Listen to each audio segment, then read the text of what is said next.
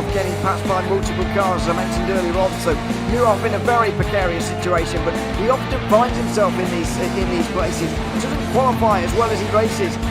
Up front, they are getting with Lee Aberdeen and Luca Varani, not very far apart at all here.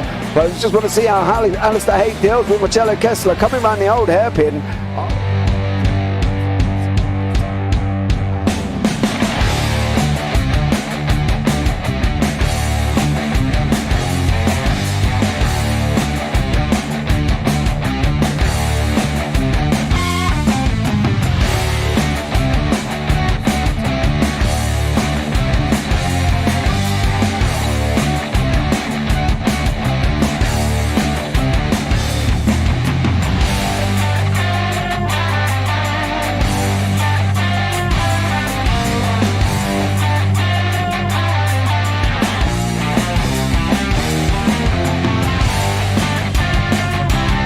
I would say it's not the best decision they've ever made, just not having done that under the safety car, really. Yeah, they're taking their pit stop strategies from Ferrari lately or something. What's going on? In turn one, just too much gas on them, too much feet on the loud pedal, and unfortunately he's dropped him all the way down the order. But Philip Hammer is out in front by an 8.91 seconds.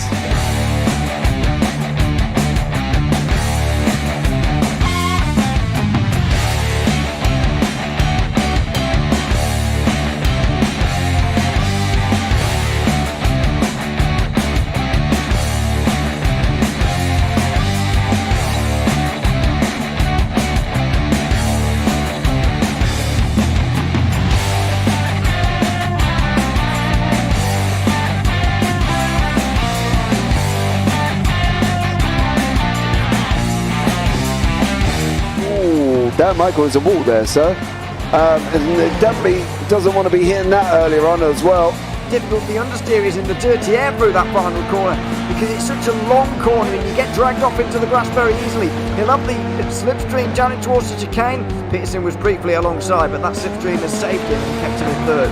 Yeah, Varani now lost a little bit of time to Aberdeen, about half a second. Peterson is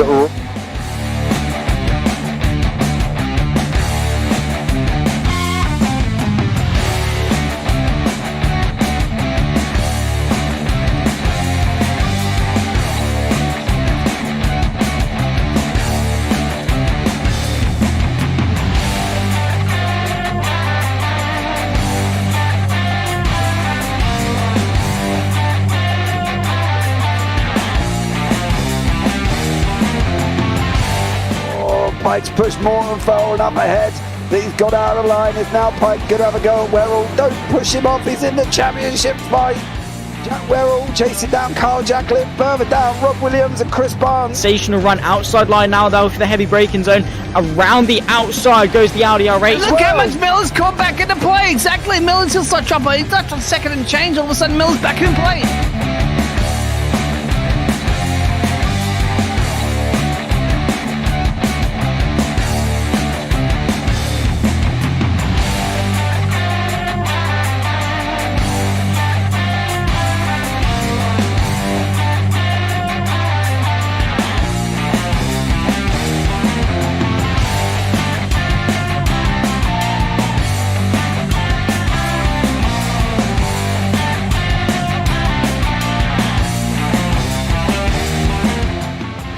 Moving on to the back end of Phil Jocelyn. So there's been a lot of movers and shakers in this first 2 laps here for race. Absolutely serious racing league. Everybody's a lot of fun. Yeah, and it's all about the entertainment. So I hope everybody is enjoying themselves out there in the chat. We know that Ron is been enjoying himself watching the Burger King machines off into the grass a little bit there as they're really bunching up now.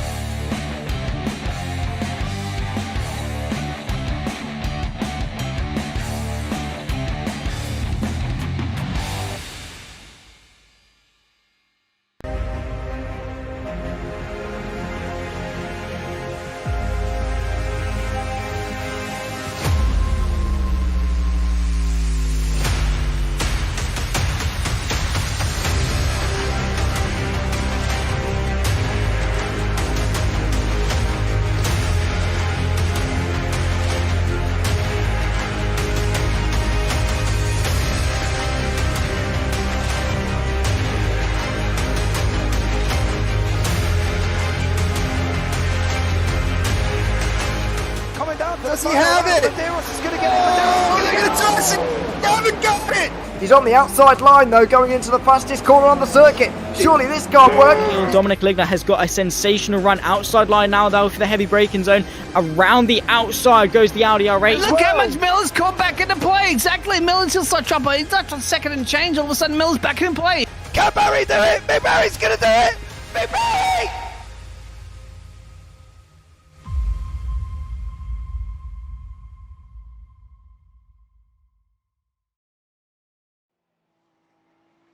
Good evening, ladies and gentlemen, and we return with Season 1 of the Premier Endurance League, the UK GT3 Series, Round 2 from Monza.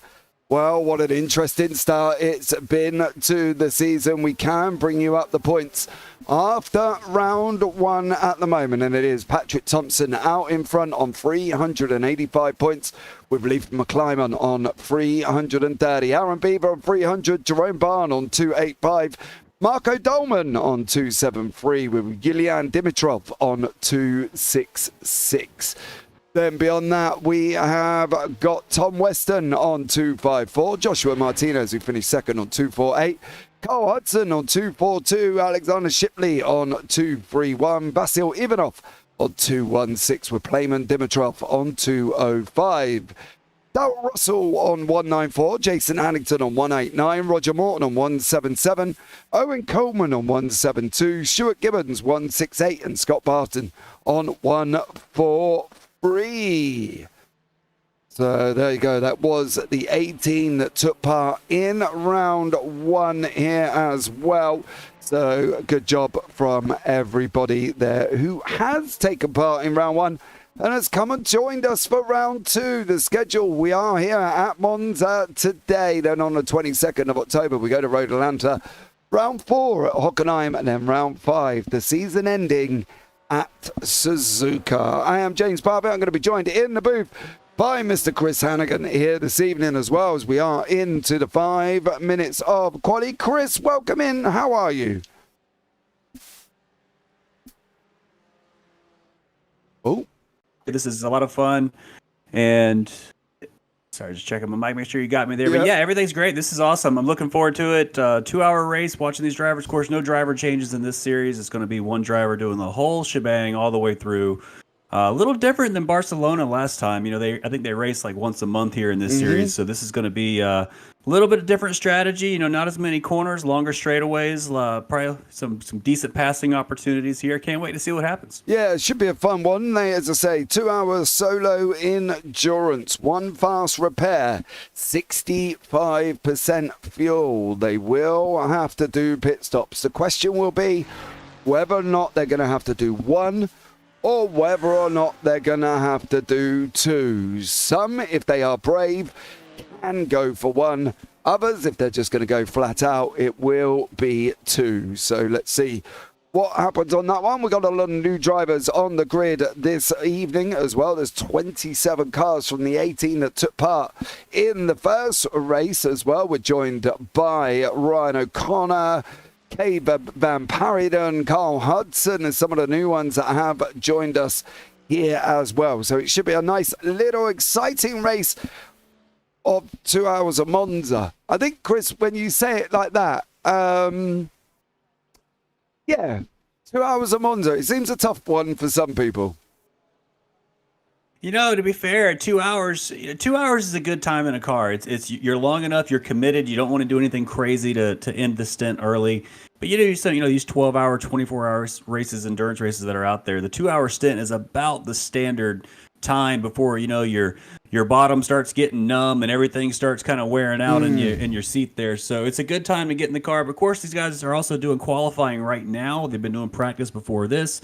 So we say 2 hours, but they're probably going to be running close to 3, maybe 3.5 to 4, depending on how much seat time they want to put in. But yeah, it's an endurance race for a reason. They call them those for a reason. It takes a lot of concentration, and of course, this isn't a very difficult track, but it is a very fast track.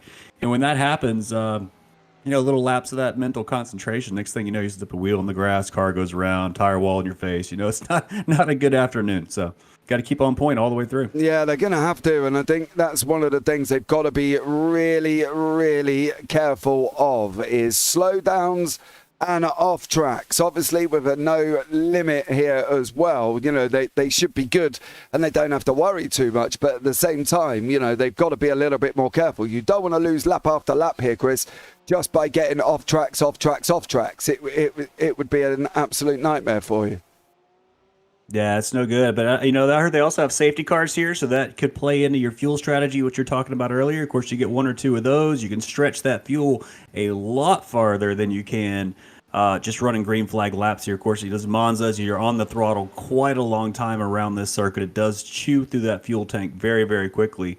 But, looking at the last about minute and 3/4 of a minute 45 left in the session here. One of these new drivers you're talking about is leading up the top of the timesheet right now. That's Thomas de Ruyter. He is up there with a 47.3, a full 2/10 clear of second place Jonathan Cook. Of course, Jonathan, one of the amateur drivers here. Thomas is going to be representing the pro side division. Multiple classes here makes this fun as well. Everybody's running for their own points depending on their skill level coming in.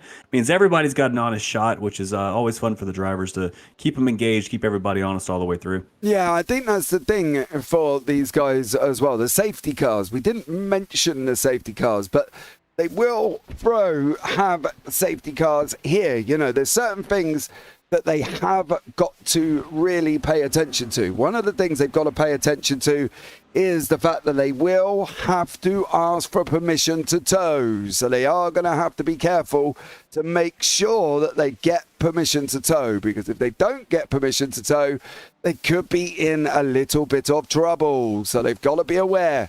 Race control is Peter Baxter. He will do the race control this evening. So he's got to, they've got to make sure they get everything right. And that's the thing. At the moment, Thomas de Ruyter is up front with Matthew Tatler and Patrik Thomsen. Jonathan Cook, the leading AM, with Owen Coleman and Joshua Martinez in 4 and 5. And then Jerome Barn, the AM as well, sitting in second place. Joseph Carnes in third in the AMs at the moment. So very exciting situation they've got going at the moment. Great racing I think we're going to see here, Chris. And to be honest, 2 hours of Monza, it's going to be tough. It's going to be great. These guys can go out and smash it if they all just keep it clean. Well, that's the goal, right? You want to, endurance races are all about the experience of the race, right? It is very much about going in, following the rules, knowing the rules, because it's so different than anything. It's not a pickup session. You just get in and go. You've got to actually kind of go through the ceremony of the race, which is always part of the fun and part of the specialness of the event. So, yeah, I've been looking at some late lunges on the timesheet here. Patrik Thomsen just jumped up to P2, just missed pole by about 1/10 of a second there. Matthew Tatler came up there as well. So that pushed Jonathan Cook down to the second row of the starting grid. I'm not sure if they actually segregate the starting grids here in separate classes or not for the start, James. Maybe you can help me out with that. But a lot of drivers shuffling around at the very end, but unfortunately nobody's able to catch up to de Ruyter up there in P1. He's just been sitting in the pits here the last 10 minutes, probably getting something cold to drink, getting ready to start this race. Yeah, well, there's no reason for him to go out if he has set the pole lap as well. They won't separate the classes. They will be all together as well. So they will be all on track. So that could be an exciting one, as long as it all doesn't go wrong, of course. So we are going to go into a brief little 5-minute warm-up, ready to get going here for what plans to be an epic evening of racing. Good luck, everyone, says Matthew Tatler in YouTube chat as well. Good luck to you, Matthew. If they, at the end of the day, just got to keep it on track, I think. You don't want to be using that fast repair early, Chris. You've got to be trying to save it for as long as possible. Absolutely. You want to save that thing as long as you can, because you never know when you're going to need it late in the race. A fast repair is such a huge tool in iRacing. Of course, it doesn't matter what you do to your car. Don't tow if you don't have to. I was looking at the penalties from Barcelona last race. Somebody actually got a DQ for towing when they weren't supposed to. So they definitely enforce those rules. But yeah, you want to go in and you want to save that fast repair as long as you can, especially, last 30 minutes of the race or so. Just get, if you bring the car in for a fuel stop, hit that button, get the new everything fixed on the car, geometry, bodywork. You want the aerodynamics. You don't want to have the extra drag if a fender's hanging out in the airstream here. Such a big tool, and definitely you want to save it for when you need it.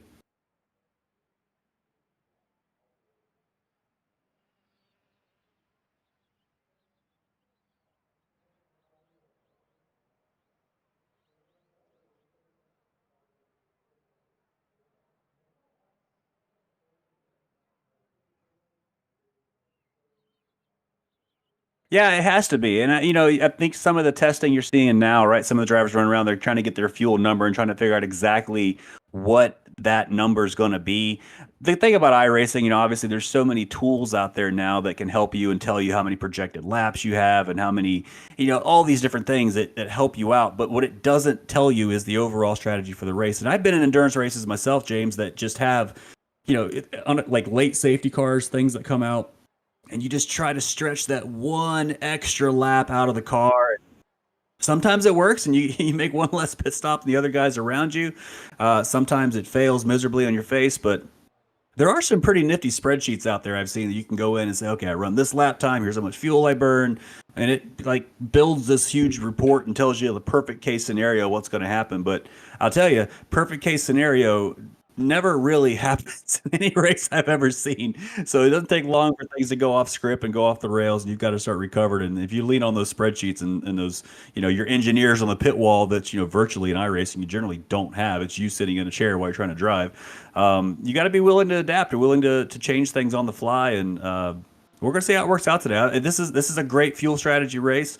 I'm not sure how far 65 is going to go. We'll probably find out in the first pit stop. It will probably be, just from my experience with endurance racing in general, you can generally say it's between 50 minutes to an hour on a full tank. But if they're doing 65, so maybe they go 40 minutes, maybe they go 30 minutes. We're going to see. We're right around that mark. And if they do that, that's a 2-stop race at least. So we'll see.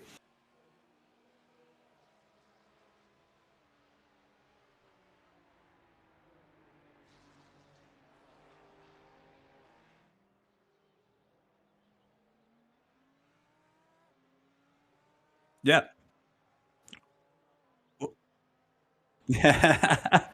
Well, that would make sense then, right? Yeah. So they say it's a 2-hour race. Let's say you go 40 minutes. So you do, it's 2 hours, 40. It's 120 minutes divided by 40. 3 stops. If you do it perfectly, right? If anything goes off script, you pit early, try to do an undercut or something. Well, now you got to stretch, right? And these GT3 cars, to be fair, they have, they have different fuel maps on them. Some of them you can run like map 3, map 4, kind of getting in those territories where you don't burn as much fuel around the track. And you can stretch those extra laps out. Like when we did the 24-hour Le Mans last year, we ran probably 4 hours of that race in kind of a mixed fuel mode, and it saved us an entire pit stop over 24 hours just stretching, because we knew we were going to be like 3 laps short, so we had to make those up in the race. Of course, that's 24 hours. This is a 2-hour race, but still, the principle still applies. You got to find your fuel number, have the strategy, have the plan, and then just adapt when you need to adapt.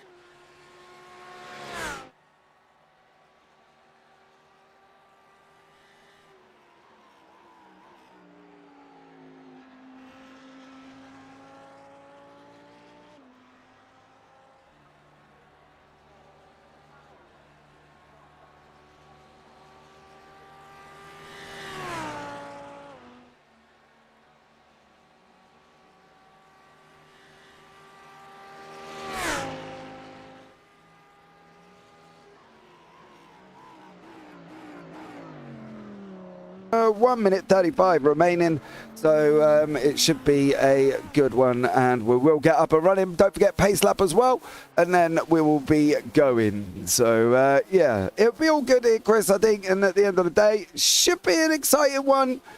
I hope. I really hope. Yeah, well, we're going to see. What we'll do, they'll probably start the race. They'll get separated out from each other. Everybody's got to get into your rhythm, get into your groove, find the vibe you're going to run. And then it's just a matter of dealing with the race as it comes. And so the most important part of this race is going to be the first 5 minutes when everybody's right on top of each other. They've got to start making adjustments. They've got to figure out, okay, which car do I want to run behind? Which ones do I want to get in front of? And you kind of set your place. Almost like it's like a long chess game, And it's one of these things you just got to stretch out, make your moves, put your pawns in the right spot, and defend when you need to defend, and attack when you need to attack. So we're getting pretty close. About 35 seconds left before we flip over. Yeah, absolutely. And then we'll have a great start ready to go here and get these 2 hours up and running. Can now. Can't hear you, James. Can now. Do you know what, Tom? I've not done anything. I've literally just sat here talking. How bizarre. But there we go. Anyway, as long as you can hear me now. Thank you very much. Woo. Hi. Hope you're well. But yeah, so 2 hours of Monza. Let's see how this one pans out. We are just waiting for warm-up to finish, and then we will bring you up the grid here, ready to go. Kick it in. Don't forget, we've got Pete Baxter in live stewarding, so they will have to be a little bit careful. These gentlemen and ladies will have to be very on their game. They don't want to get in trouble from the live stewards. But let's bring you up the grid here as well. Thomas de Ruyter in first, Patrik Thomsen second, Matthew Tatler in third, John O'Cook in fourth. Then we've got Ryan O'Connor in fifth, Owen Coleman sixth, Joshua Martinez seventh, Jerome Barn eighth, Joseph Carnes in ninth, Tom Bingham 10th, Yulian Dimitrov in 11th, Sean Bonucci is in 12th place. Then on from that, we've got Tom Weston, Kay Van Parijden, Peter Muller, Vasil Ivanov rounds out the top 16. Marco Dolman in 17th, Carl Hudson 18th, Clayman Dimitrov 19th, Ryan Stenoff 20th, Danny Weston 21st, Justin Davies 22nd, Aaron Beaver 23rd, and Alex Shipley in 24th place. Beyond that, we've got Jason Hamilton, Simon Honey, and Peter Baxter, as we know, is doing race control, and Scott Barton is driving the pace car here as well. So you've got a live driver on the pace car. We've got race control, Chris. It's almost like being at Monza for real. This is it. A lot of effort in this league. I love to see it. Love all the different drivers that are here. Lots of drivers participating in this league. I know it is a pay league, too. That's all you have to actually, contribute financially to get into this league, which adds to the level of competition and ensures everyone is on the same page. Here for the good reasons, not here to go out and just screw around, have a good time, or goof off. So that's awesome. I did just want to say I saw a name that I recognized in this, and Mr. Carl Hudson down there in P11 in the AM class. If that's the same Carl Hudson I think it is, we ran Le Mans together. We won Le Mans 24. It may not be, it might be, but we'll find out depending on the way he drives later today. But yeah, it looks like they got the grid lined up here. Everybody's gonna do a little slow roll. The classes do not appear to be separated, so everyone's all grouped together. They're going to run them as they qualified, and we're going to get ready to fly down to that first chicane, which, James, as you know, turn one at Monza is probably the hardest turn one of anything on iRacing. So will they make it all out alive? We're going to find out here in about 30 seconds. Well, we're going to find out, but yes, turn one is the craziest one. I think that's the thing. It's just turn one. And, whatever happens, they've got to be careful. Because if they're not, well, their race could be over before it actually goes anywhere, Chris, couldn't it? And that's the thing. Pace car's going to be peeling in at the moment. Thomas de Ruyter has not given them any room here once more, but we are going to be up and running very, very shortly for the 2 hours of Monza. It's going to be green, green, green. Thomas has already bolted out the front now, and here's that rush of cars driving down into the Prima Variante. Who's going to get there first? De Ruyter has got through. Then you've got Tatler over Thompson. There's been Coleman there as well. 3 wide, gentlemen. No, just no, that's not going to work. Joseph Carnes is on the gravel there as well. Tom Weston got a little bit of a bog down and didn't really make it through. What's happening at the back with Simon Honey at the moment? He's driving at the back of the field with Jason Hallington and Alex Shipley there as well. So people, not an ideal scenario. 3 wide at Prima Variante there, Chris. Never going to work. No, it's a tight corner all the way down. It's always going to be trouble the first lap of a Monza race. The car around back in the back in the first chicane back there, the Variante della Roga. I always call that the first chicane, but we will see.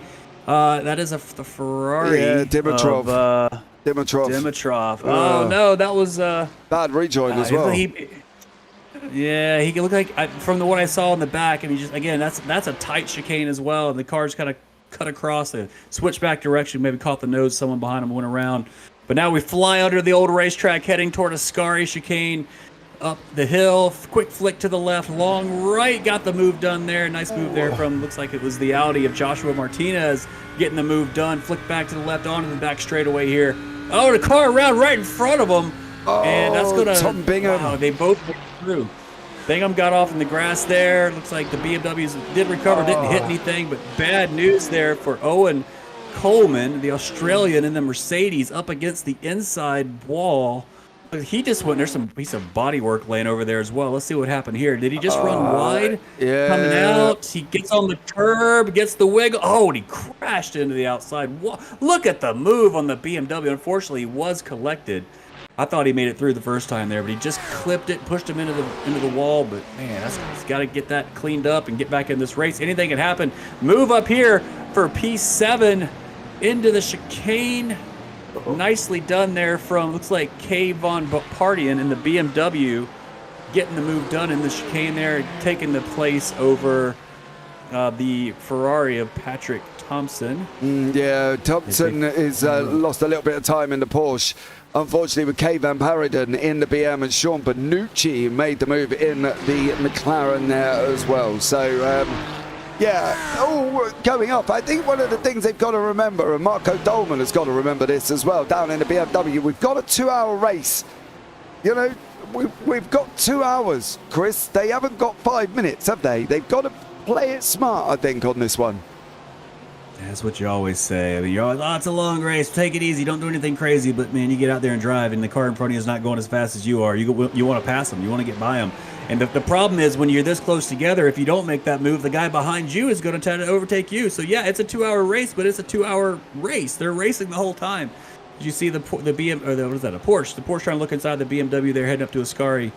And, yeah, I mean, I think you just got to settle in. You really want to settle in, get in your groove. The tires just now probably starting to come up to a temperature where they're getting into their operating window and the cars start to behave like you want. Some of these cars are super skittish on cold tires, especially flying through a low downforce configurations like they are here at Monza as we head toward what I still call Parabolica. I don't change the name of it. It's always going to be Parabolica to me. But long sweeping right-hander, get on the throttle, take it right up against that outside curb. Use as much road as you can. Carry all that speed down that long front straightaway. And down we go. Yeah, you've got to... It's still Parabolica, right? I don't care who you are. At the end of the day, it's been Parabolica for ages and will always be Parabolica. You can see the Porsche in the background there. That's Alex Shipley trying to make a move over Danny Weston in the BMW. They're going to be too wide through the Prima Variante. Off they run now around the curve of Bassano. Weston's going to end up trying to cut across him here as well. He's got to be aware that that Porsche is in the inside. Shipley is there. He's going to try the long way round. Are they going to go too wide around the second Variante here as well? Let's see what happens. They're side by side at the moment. Danny Weston, Shipley. Oh, contact. Yeah, you got to yield some. Oh, and another car got collected with him as well. You've got to yield there. You can't go too wide because it's always going to be a plane crash coming the other side. Unfortunately, it looks like maybe I couldn't tell. Maybe a McLaren or Ferrari got caught up in that back there with them. Man, it takes patience. Let him go. Get him on the next straightaway if you're faster, but unfortunately, it did not work out well in that moment for either one of those two drivers. No, it definitely didn't. Danny Weston there, unfortunately, and I think that was Julian Dimitrov who got caught in that. So him and Shipley, this is all fine, right? That's not. And then here comes Dimitrov, and then straight into it. Oh, my goodness. So, yeah, I feel like Shipley there. Shipley probably could have gone over the curb a little bit more, but, it happens, right? It's blame game. That's what the stewards are for. They're going to be here. They're going to look at these incidents and administer penalties where they need to be given. But maybe we'll keep an eye on race control messages for that, because that one may be a penalty for Shipley there. But I don't know. We'll see. We'll see how the stewards are feeling today. Down the front straightaway here, nice race between Carl Hudson in that Porsche. He's trying to defend here against Ivanov. Looks like he's going to keep the position for now through the chicane. Down the long Curva Grande. And did I say it right? I don't know. I got that Southern American accent. Grande. Curva Grande. Yeah, the long right-hander. That's a fun corner if you ever get a chance to run some of those old 1960s Formula One cars with the big tall tires and the absolute zero downforce fly through there. That's always exciting to do. But yeah, in these cars, no problem. Should be flat all the way around. Into two of my favorite corners on this track, the Lesmos. The Lesmo 1, little bit longer than Lesmo 2. It always feels like it goes longer than you think. And Lesmo 2 here is just a quick flick across the curb, back on the throttle as soon as you dare, run it as wide as you can. iRacing will give you an off track there if you go too wide. It feels like it's a little bit tighter than it should be from a driver's perspective, but you got to adapt to the track you have, and you mentioned the incident points. I can't even say that word. Incident points going up here. You don't want to get off tracks. It's so easy to get off tracks here at Monza, especially running out of wide here at Ascari too. Right there over that curb's another easy place to get an off track. Those will add up, and those add-ups can lead to consequences down the road, as you said at the top of the show, James. Yeah, they definitely can. I think that's one of the things they're going to have to be mindful of as well. The incident points, they're quite lucky in this one, though. They are set to no limit. Now, obviously, generally, as we know with most leagues, you probably get 17, and then you might get a 25 or, before a DQ, right? So generally they haven't got a limit of incident points, but obviously, don't use them all up crazily. Late lunge from the Porsche there. Look at that. Wow. Can he get the move done? It looks like he's going to get the power out of the car. Wow. What a move right there from Patrik Thomsen in the Porsche.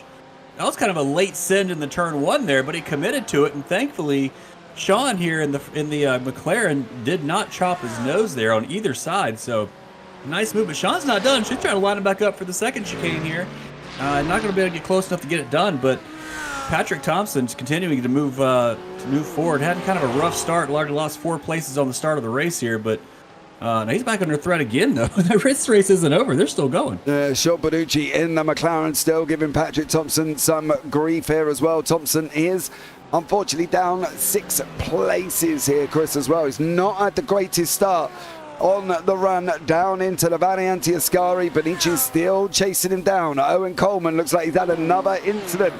Jonathan Cook for Performance League Esports here as well. He is sitting in 3rd overall in the AMS. Great job by him and a stellar job in that BMW. But can he hold his pro teammate Ryan O'Connor back? That's going to be the question for everybody. Yeah, he's got a good gap here. He's about 2.5 seconds over second place in his class. But yeah, I mean, definitely holding on. 4th overall right now, right behind the 3 leaders up in front of him. Clicking off good lap times. Actually got his fastest lap last time around. Only about a 10th slower than the fastest lap of the race overall right now. So that lap was even quicker. So they're getting into the slipstreams. Everybody's starting to kind of separate a little bit. You start to see that track map fill up a little bit. This is when you start getting into you start learning what your race is actually going to be. You made it through the start, your car survived, you didn't get any damage, you're just going to continue. Get into your rhythm. It's so important in a long race like this. Look at your fuel numbers, make sure you're hitting your targets. Monza's good for that because you got these long straightaways, you got time to kind of look down, look at your numbers, see where everything's at. Figure out if you want to take tires in the pit stop. That's another thing. So with these cars, if I remember correctly, you might have to correct me if I'm wrong on this again, James, but these cars, if I remember, you cannot fuel, or no, I'm sorry, you can fuel and do tires at the same time. But there is a pickup time, or there's a what do they call it? A warm-up period with the tires. When you put them on, they're not going to be fast right out the gate. And Monza's not a huge tire track, right? So is it worth taking tires? Do you take tires every time? I'm not sure. If you can double stint the first ones, I would double stint the first tyres, right? If they can get away with it and it's going to be clean, and then look at dealing with the second set. So maybe on the second one that they might have to pit as well, I've been looking at doing that. Kay Van Paradon is climbing all over the back of Patrik Thomsen here as well. Kay in the BMW, Thomsen in the Porsche as they battle away just inside the first 10 minutes, Chris. That seems like a lifetime ago that we started this. Yeah, well, it's gonna be a long race, and I think, again, get into your rhythm. Look at the long slipstream line. Nobody wants to get out of line. You got to get that toe all the way down. I was thinking more about the fuel thing, though. It was a few years ago that they changed that rule. Yeah. For a long time, you had to do fuel then tires. You couldn't do both at the same time, and that really played into pit stop strategies. Made it a lot more interesting because your pit stop will be a minute and a half versus 30 seconds, right? Because you had to stagger them out. But with these reduced fuel loads too, I wonder if taking tires is longer than filling the car up, and if it is, that's where you'll see some of that strategy come into play. But yeah, if they're, I don't know, if they're free, maybe you take them every time, just go with it and get out and go. Yeah, we'll keep an eye on that when they get into pit stop. See if we see those cars actually jacking up, putting tires on or not. Yeah, we'll keep an eye on it and see who's made the move and who hasn't, who will and who won't. Ryan Stenhoff has looked like he's had an unfortunate moment going down what looks like into the first chicane. Was it all on his own? That looks like, yeah, you saw the 997 going out there. Oh, he got faked out. That was a straight, the car behind, I didn't see who that was. The car behind kind of did that old fakearoo on the inside, and that caused him to look up in his mirror. And when he looked back down, his braking point had gone past, so he completely missed the corner. That is why drivers do that, James. I mean, I'm sure you see that in other leagues all the time. They kind of do that little peek, just to get the driver to not look at the braking point, instead look at the car behind. And that is what you want to happen. You want the driver to have a mistake, miss the corner, go in too deep, something like that. And as a result, the car behind got the position. Didn't even have to pass the guy on track. No, he just Stenhoff got a little bit excited, missed it completely, and ended up running down the exit road. So unfortunately for Stenhoff there, not an ideal scenario for him. But Thomsen slowly opening that gap to Kay. It's now 6/10 there as well, as Kay just goes and disappears on me. Joseph Carnes here battling away with Tom Weston in front of him at the moment as well. BMW and Mercedes. This is going to be an interesting one. I know Joseph from previous series. I know Ryan O'Connor. I know basically most of the drivers, to be fair. Joseph's quick when he gets going, but he's got to get going for Joseph. He's got to be able to get it running, and he will make his way through the field. He is an arm. He is battling away for second place. So I am expecting Joseph to make that move eventually, you know, and he will get there. When he gets there and settles in, he will do a very good job. Yeah, it seems like he's a little bit quicker than Weston right now, just the fact he's hanging on that rear wing. Fairly close. I mean, there is a little bit of aero wash on these cars. And again, light downforce configurations already. So corners like Ascari and parabolic at the end's really where you're going to see that. But yeah, he's not, you know, you're not really seeing Weston pull away here on the straightaways as you would expect. So I agree with you, Jay. I think Carnes going to be able to make this move happen probably on the front straightaway next lap, unless he just dives for it here in the Lesmo 1, which he's taking a peek. Is Weston going to defend that hard? Okay, he backed out. I think they both kind of spooked each other right there, to be fair. But this isn't done. You know, there's an art to overtaking, and I think that right there showed you that they both didn't quite line that up just the right way. Especially if you're trying to be generous. It looked like they were both being kind of overly cautious right there. So when Weston ran a little bit wide on the exit because he was looking in the mirror, you know, Carnes probably backed off way more than he should have. Look at another move back in the back down there going down the hill. That was almost in the grass. That's going to be Peter Miller and Ivanov. Basil Ivanov and Peter Miller. I saw Ivanov down there trying to get in the grass, trying to make that move happen. He's getting kind of aggressive. But yeah, there's an art to overtaking. You can do it in a way where you both don't lose a lot of time. But yeah, we didn't see that right there. That didn't work out. Nice little battle here back here for the I guess is what, P6, P7 for the AMs, P8 for the pros. Yep. This is Justin Davies in the Porsche. He's battling away with Vasil Ivanov and Peter Muller up front, though. Thomsen is under pressure again from KK's managed to close the 6/10 gap that was there, and now has managed to get that down to about half a second. But if we look all the way down here with Aaron Beaver, Alex Shipley, Ryan Stenhoff, of course, who freaked himself out and ended up going straight on, and Marco Dolman. These four cars battling away with an hour and 44 left on the clock. Yeah, you won't make that same mistake 2 times in a row. He goes around. That's going to be, who was that? Was that Aaron Beaver? Yeah. Yeah, and the Mercedes.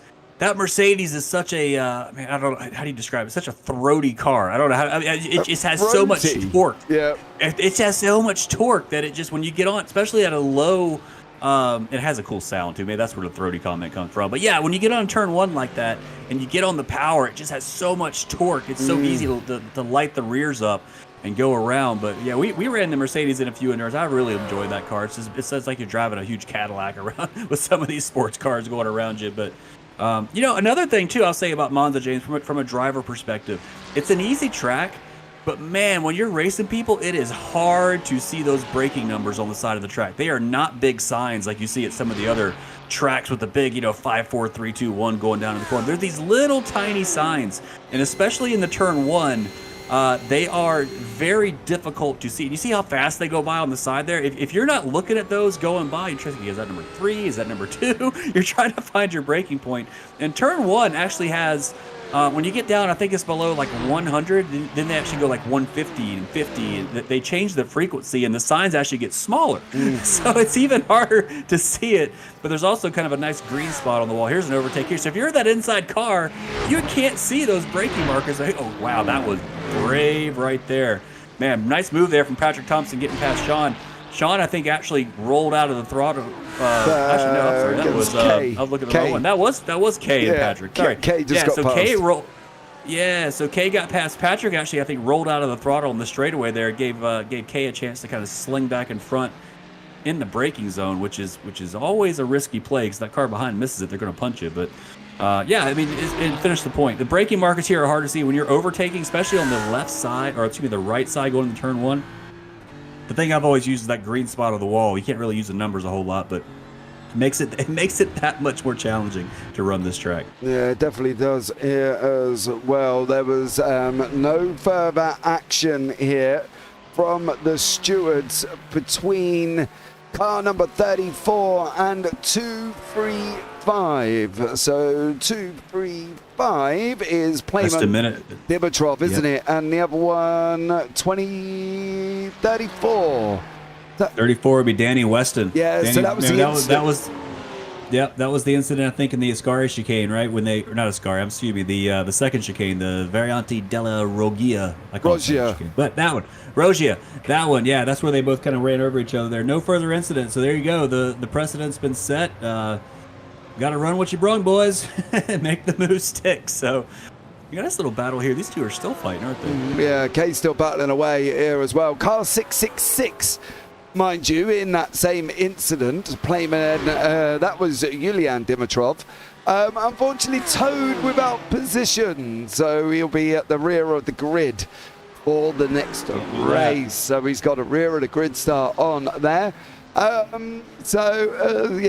it's rear of grid there for Yulian Dimitrov, unfortunately. He's already at the rear of the grid now, unfortunately, too. He's the last running car on track, so he's got some makeup work to do. Few laps down, but he's back out there still clicking off laps. Is he though? Actually, I think he's in the pits. Actually, I think he's out. Oh, did he retire? Yeah, he's out. Oh no, well never mind then. Or maybe he's still taking the tow. Looks like he's still showing live on mine, but I don't know. So we'll find out. But yeah, gotta follow the rules there, man. I know it's getting the moment, but gotta follow the rules. That's the thing, isn't it? That is the thing, and you hit the nail on the head there. Follow the rules, but it's tough in the moment. Look at this moment right here. These three are right on top of each other. This Martinez, what do we got? Martinez, Paradon, and Thomsen. Still, so both Thomsen and Kay here. Paradon? Is that how you say it? I'm not sure. I'll call it Paradon. But yeah, both these drivers run down Martinez, who's been running that Audi in front of them. So even while they're battling, now you got a nice three-way fight here.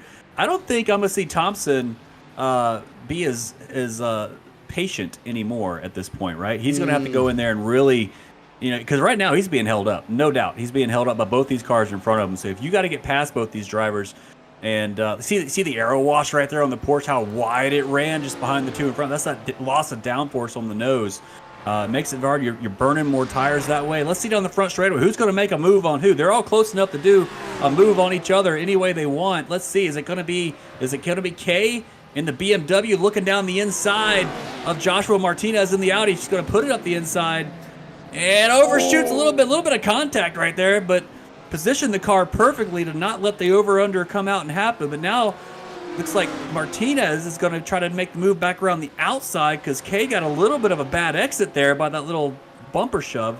It doesn't look too aggressive getting down into the second chicane here, but great move there, getting it done. Great job positioning the car so they couldn't do anything as a response. I think that was the thing, wasn't it? Kay made that move and determinedly made that move as well. And at the end of the day, well in their rights to do so. Kept it clean, relatively clean. So let's see what happens here as well. But for Kay there, great move over Joshua Martinez. She's now put Martinez, or they put Martinez, into the hands of Thomsen. So, of course, these were the 1-2 from last time out at Catalunya. So let's see what happens with these guys. But yeah, it's going to be interesting battles. Alex Shipley still fighting away with Ryan Stenhoff. further through the order, and that lead battle starting to come together. Thomas de Ruyter and Matthew Tatler starting to come together. So let's see if they actually do it here as well. Yeah, it looks like teammates too, right? So are they going to, what kind of action are we going to see on track here? Both these drivers obviously weren't they didn't run the first race at Barcelona, so they're setting their own pace, kind of finding their own way.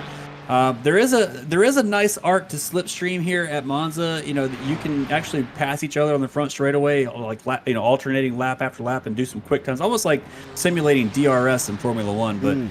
But you got to do it a perfect way, or you lose time overall. So these two are at a pretty good gap here. Just going to kind of cruise out, set the pace overall, and continue to continue to march down the road. Looks like they're pretty comfortable now. It's running cruise control. Yeah, both in Ferraris, of course, as well. Both teammates. Looks like they're both in the Paceworks esports team here with Jonathan Cook and Ryan O'Connor. O'Connor has cleared Cook now in the Performance Link Esports blue team. So Ryan O'Connor has cleared John O'Cook. He's now going to get on his bike and try and get a hold of Matthew Tatler. He's got about 2.6 seconds. Going to be tough though, mind you.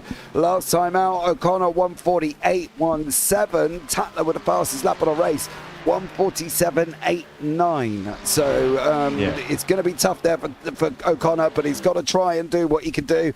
But get the gap closed as quickly as possible, I think, would be the easiest way. Shows the pace of those Ferraris up there. Both those drivers setting faster lap times than P3, 4, or 5, or 6, or 7, all the way down. Just running their own race and setting the lane. Like you said, fastest lap there for Tatler. Wouldn't be surprised if it happens again this time around. The fuel loads get light, the car gets quicker, and it'll continue to do so until you stop to put more gas in it. But yeah, nice battle here between O'Connor and Cook. Both these drivers trying to run down the leaders, losing a little bit of time, as you said, but they're staying in line. They're not racing each other. You kind of get into this phase of just, again, I've said it so many times, and I know I sound like a broken record, but it's all about that, like, get into the routine as a driver, get into the rhythm, that just keep clicking off laps. And as a driver, when you're in that phase, you tend to, like, you're in like another, your mind's just you're just going. Like, you don't really notice what you're doing. You're just kind of running the car, and you tend to forget, like, hey, I just did 5 laps. I don't remember the last 3. Like, you just kind of go, especially if the car isn't good. I was kind of watching the steering inputs there on O'Connor going through that first chicane, and there's no oversteer on exit, and everything's nice and controlled. So yeah, the good pace. And honestly, to be fair, they're not, the leaders are not that far down the road. When you can see them out the windshield, then they are, it's kind of like a fighter jet lining your target up in the sights, right? You just that's your target. Go get them. Go run them down. And try to keep putting in clean line. Look how clean the inputs are. There's no real catching the car. Quick flick here in a second. Lesmo over that curve, run it out wide. That's a real easy one because the track kind of drops away there on exit. It actually kind of goes into a little bit of a anti-camber type position where you rear end wants to step out. But it's just super controlled, super clean. These GT3 cars have a lot of great settings for ABS, traction control, all these different things you can do to the car to let's see, check the input. Yeah, a little bit. I mean, I think a lot of that was the curb, actually. Very smooth, very controlled. A lot of things to make the car comfortable to drive, which is super important as a driver in these long races. And every driver, especially when you do multi-driver endurance series, they'll be every time you get in, everyone's kind of got their own settings. And you'll tell them on the radio, okay, set your TC, set your ABS, set all these things you want to run. In addition to things like brake bias and stuff. And Monza is a track where you can actually have different brake biases depending on what section of the track you're on. Very much front loaded for the chicanes, very much rear loaded for the Lesmos and Parabolica and things like that. So there's a lot going on in the car here. As much as I say that, some of these drivers may not be doing anything at all. They may just be running what they got, and that's fine too. It's just a matter of what kind of experience do you want to have as a driver, and you go out and run your race. Do you mess around in the car though with brake bias? Because there are times when I could barely concentrate on driving, let alone touching all my other buttons. You know what I mean? So many times I went into the pits and I could barely remember to put my fast repair on. So, it's a difficult one for some of them. But do you change it every Pierre Muller? trying to have a go. That was a nice move. Yeah, that was a nice move. He got past Davies, but he unfortunately even off past him then as well. And now they're going to be running side by side. That's Muller in the blue there. Car 997. Davies from the IRL Motorsport in the back in that other portion, the 196. Is he going to be able to get him? Gotta be careful here. Gotta be careful here. This is a dangerous corner. There you go. There you go. That's the difference. Davies yielded right there and gave the position, and that makes. I mean, that's why they both drive on another day. Because if you go side by side through there, you're going to touch. It's almost impossible not to. But they did it cleanly, and they're on their way. That's it as well. That's the difference between what happened with Danny Weston and Shipley earlier on, and even or Dimitrov coming around the corner. You know, ran wide right there in front of him. Look at that. So that's the other thing. So that was where is that? Was that Hudson up in front that ran wide there, and just I mean. Doesn't take much. Actually, no, it was Ivanov that ran wide. Hudson got by. That's what it was. That's Hudson in the Porsche. Yeah, so there you go. I mean, it's so easy. Except you're so fast here. But yeah, to answer your question about the brake pass stuff, yeah, absolutely. You will touch those settings. It becomes part of your routine, like shifting gears. I mean, especially some of these Formula cars. I know you do some Grand Prix series, James, on JPB as well. But yeah, these guys will be changing settings 3 or 4 times a lap. I mean, in every lap, and it just becomes part of shifting the car. You're like getting fifth gear, down 2 clicks here, boom, next corner. You know, you kind of adjust it. I've done it myself at Monza when I did endurance race. I would be up on the brake bias for the first chicane, second chicane, and then I'd dip down all the way back around in the front straightaway. Then I push it back up again. I mean, it was just the pattern of whatever worked for you as a driver and whatever you want the car to do. Yeah, no, I couldn't do that. I literally, this is probably why I'm not a top racing driver, right? Because I literally can't do more than drive at the same time as trying to do everything. Now, maybe that might have just been me and my rubbish buttons set up on my wheel. That's probably one of the things that might have made it harder, right? Is if I don't set it up properly, it's going to go all a little bit Pete-Tong. But I couldn't do any of that. Like, you know, for me, I had to go and test the car, get it set up how I liked it, get it, I suppose, an all-round car. Is Thomsen going to have a go here over Paradon as they're coming into the Ascari? Thomsen looking. I think this could be a run up the Parabolica here, Chris. But I would literally just test the car, get everything set up and go into the race. That would be it. Not touch nothing. Yeah, and you can do that. That's fine. It just depends on, you know, if you're trying to. I mean, he's so close right there, dude. I was distracted by just how close Cook was to the back of O'Connor here. He might have a run. Oh, he's right on the rear bumper. My goodness. Did he stay there? He did stay there. Look at him running a little bit wide, losing that. So he's going to have a run down here in the chicane. He's got to. He's so close. Yeah. Get that slipstream all the way down the front straightaway. Bump that brake bias up because you know you're going to be braking hard into the chicane. He's not really closing on him, though. That BMW's got some, or excuse me, the Mercedes here. I'm all distracted. I apologize. This is Kay and Patrick, isn't it? Yeah. So this Kay and the BMW. That BMW has apparently got some straight line speed there.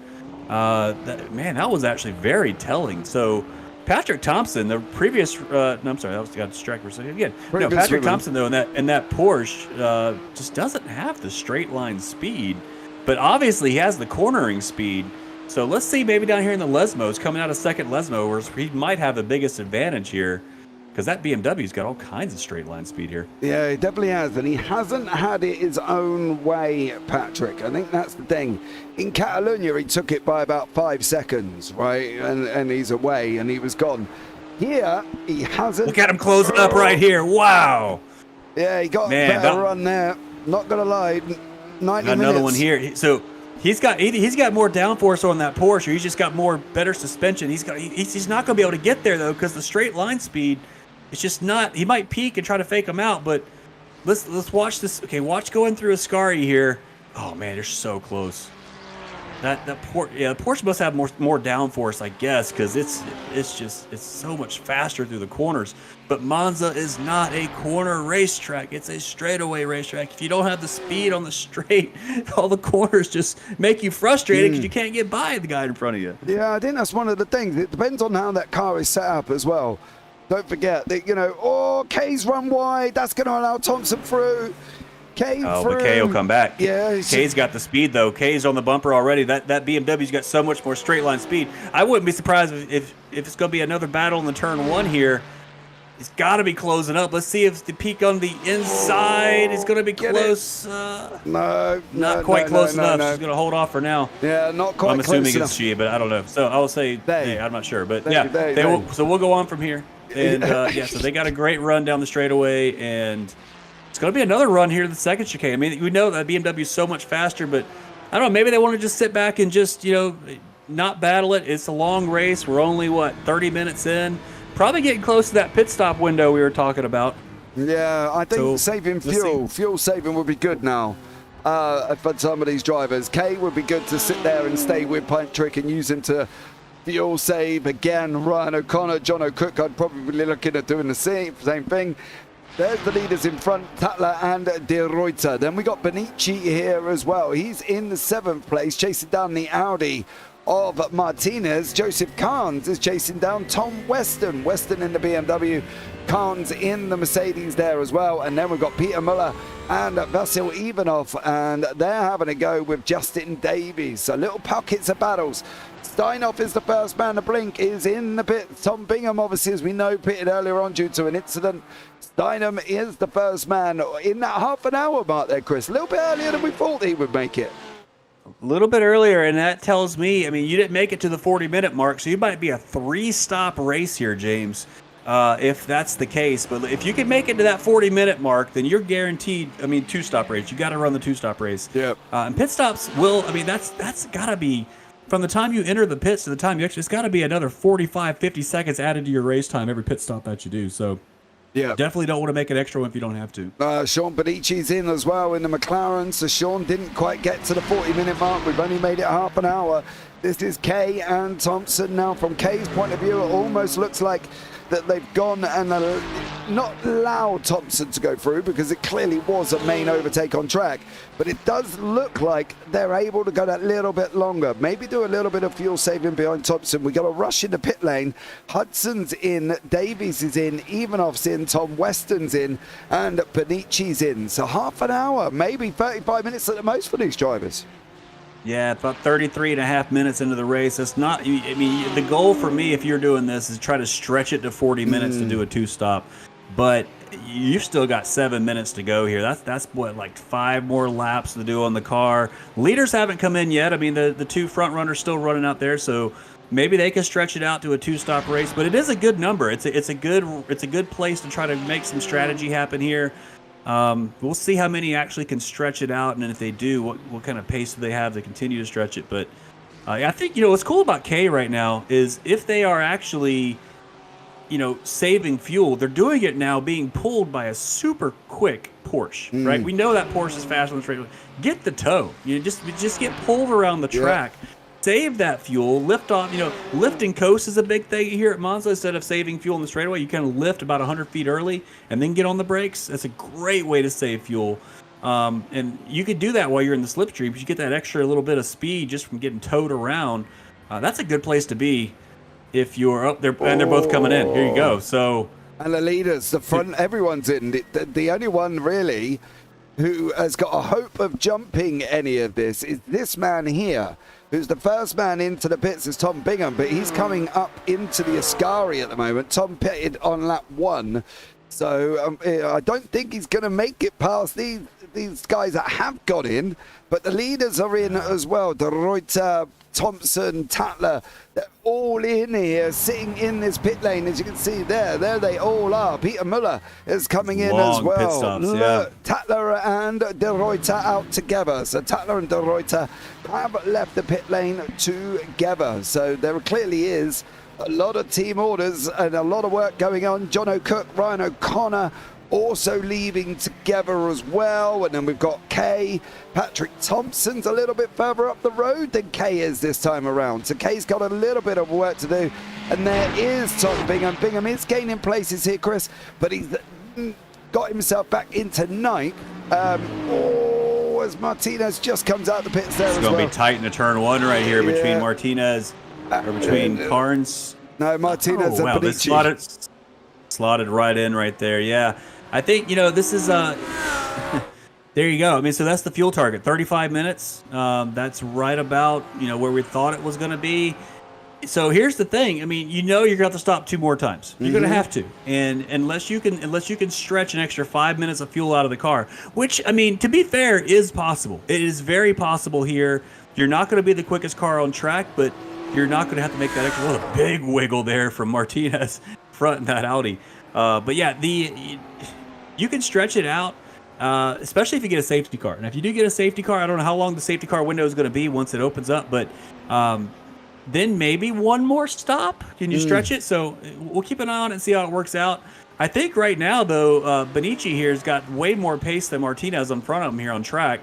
And he might try to make a move, maybe not into Ascari, maybe into Parabolica. He's going to try to stay right on the bumper here. Let's see what kind of downforce that McLaren's got, trying to follow the Audi of the previous race winner, Joshua Martinez. I keep saying the wrong name. I apologize. But, yep, he's going to run down this back straightaway. Going to make a move into Parabolica. Let's see. Going to peek out to the right side. Not quite yet. Save it for the front straightaway. Try to stay right under the rear wing through this long right-hander corner. Maybe wash out a little bit more. Nope. Got the fresh tires. Apparently got good grip all the way down the front straightaway. Bingham's This is going to be a move in turn 1 here, James. Yeah, Bingham's into the pits. He's there on the left-hand side, top part of your screen. This is Benici. This is Martinez. Martinez in the Audi. Benici in that gruffy McLaren. You can see the flames out the back. Benici's there with his doing the job. Martinez there with his marshmallows hanging out the window, burning them on that McLaren's exhaust. And the McLaren did make it through. So Benici does go through on Martinez there. So a great job from him. The front 4 have not changed, apart from O'Connor and Cook have swapped positions. This could be an interesting one. Jerome Barn moving his way up as well. Tom Bingham's in the pits. He's dropping all the way down, unfortunately, like a stone to the back of the field. But Cook and O'Connor, teammates here. One's a down, one's a pro. I'm not too sure if it will stay like that if Jonathan Cook keeps showing this pace. So I think Cook may get promoted after this one, but we will see. Yeah, I mean, you got to be careful throwing all your cards like that. Sometimes you'll get the promotion you're looking for. But yeah, I got some numbers here, James, from that pit stop. So you're looking at about a 45-second extra lap time when you do a pit stop. So between the entry into the pits, exit of the pits, looking at about 45 seconds. Actually, no, take it back. Probably about 55 seconds because it's not counting the extra bit before the start finish line. But yeah, so it's big enough to try to save fuel. If I'm a driver, I can maybe save in a pit stop here, gain 50 seconds on track. I mean, to give you an idea of 50 seconds on track right now, look all the way down to Alex Shipley, who's running, I don't even know where he's at on track. So the leaders are on the front straightaway here. There's Shipley, right? That's 50 seconds. No, I'm sorry, that's the leader still. I apologize. 50 seconds back, though, is about the Ascari chicane. So that is how much time.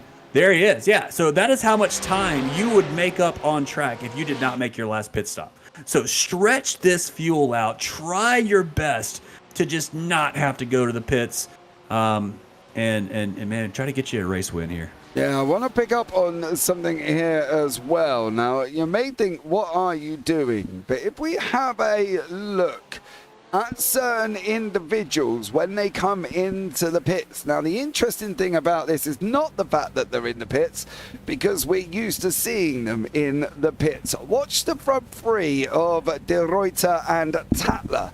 Watch how the cars are lined up here as well. Now, normally you just go in straight, right, and look at doing it that way. But they're all pointing out. See that? They've all angled out, ready to go there as well. So De Ruyter and Tatler were trying to get in and out of the pits as much as possible. Then you can see behind there as well, Thompson's done the same thing. So they were free angled out, ready to get out of the pits without having to do any inputs coming out to slow their exit. So they're already thinking here as well, Chris, about the fact of even getting in and out of the pits to try and speed up the procedure. Yeah, well, it makes a huge. I mean, so you're going to put how much power through the rear wheels when you leave the pits. If you've got to make a hard left-hand turn to get that car going back out, well, you're going to lose grip. It just doesn't go as better turning left as it does going straight. So it makes sense to keep that wheel pointed straight.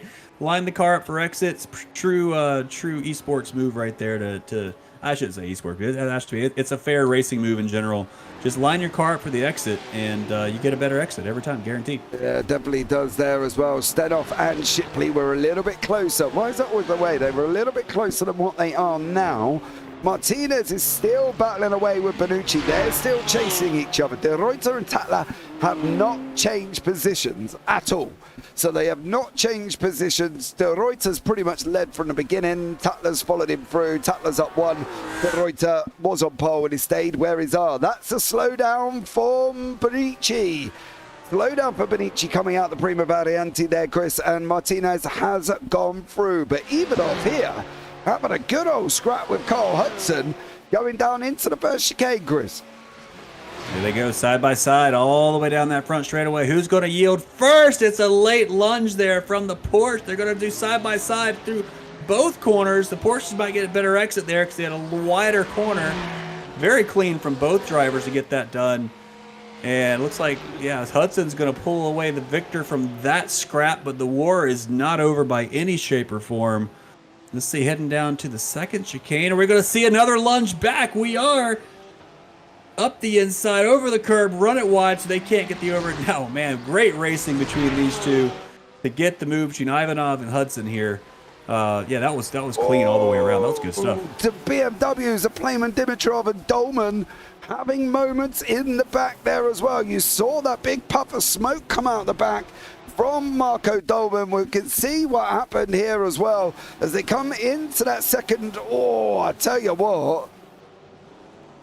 Oh, a little too hot right there. A little too much speed. Dolman, car can't do it. Yeah, Dolman carried far too much into that through that BM as well, and into that chicane. I'm surprised he made it out the other side. I'm not gonna lie, but he did do a great job here and an amazing battle. Now, so where are we at in terms of strategy? What is our plan for the middle? We're going 33, 35 minutes just. What do we think we're thinking in this second stint? Are we thinking just, I tell you what, go flat out, run the fuel out, see where we go, adjust on the next one? Or are we thinking, let's play a little bit of a smart one? Let's start saving, let's start getting bit by bit, and we'll see how we get on. What do we think we're doing in the car? Because it's a difficult one. Well, looking at the lap times, I can tell you the top two are definitely not saving fuel. Probably everybody down to about, let's say right around Kay and Josh Martinez, kind of around that level. Oh, a little bit of contact there. We saw that one coming down the straightaway. That's going to be Alex Shipley around. I don't know if that was did he turn in or did it? Let's see what happened here. The car's not there. There was no overlap there into the corner. That is going to be looked at by the stewards. I can't fault Shipley for that. I was actually just taking a gander through the race control manual for this league, and they've actually got some very nice diagrams about how you should do an overtake like that. In fact, let me pull that page up and see what that's going to say about that, because let's see. I'll report back in a second, Jay. Let me look that one up for a second. You carry on, mate, as we send Chris, our roving pit lane reporter, off onto a journey, as Patrik Thomsen has been off track here, and he's still where he is currently at the moment. He must have run just a little bit wide, but is now behind Jerome Barnes. So let's see what Jerome can do. Can he slow Patrik down for his Paceworks esports buddies up the front of De Ruyter and Tatler? Can he do that? Can he stop him as well? Can he hold the mighty Dane, the Viking of Patrik Thomsen? Can Jerome Barnes hold him back long enough for his guys out front to jump and get away?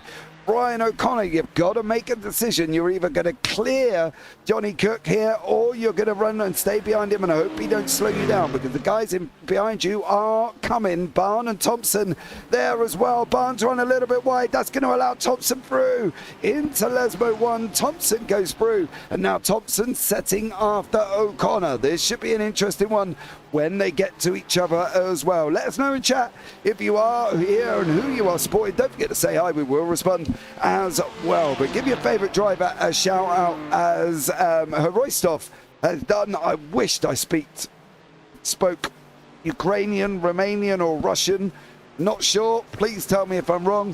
SLM, good luck. Have fun there as well. And David Hebe, go on Paceworks. So, yeah, I'm not sure what that is. I'm going to put that one in the... What is it? I'm going to put that one in the translator, see what it says. Oh, yeah, Google Translate. Go on, then. If it's what a time to be alive, right? What a time. Let's see. Google Translate. If it's rude, don't read it out. I might need a second. Oh, it's Bulgarian. Ooh, okay.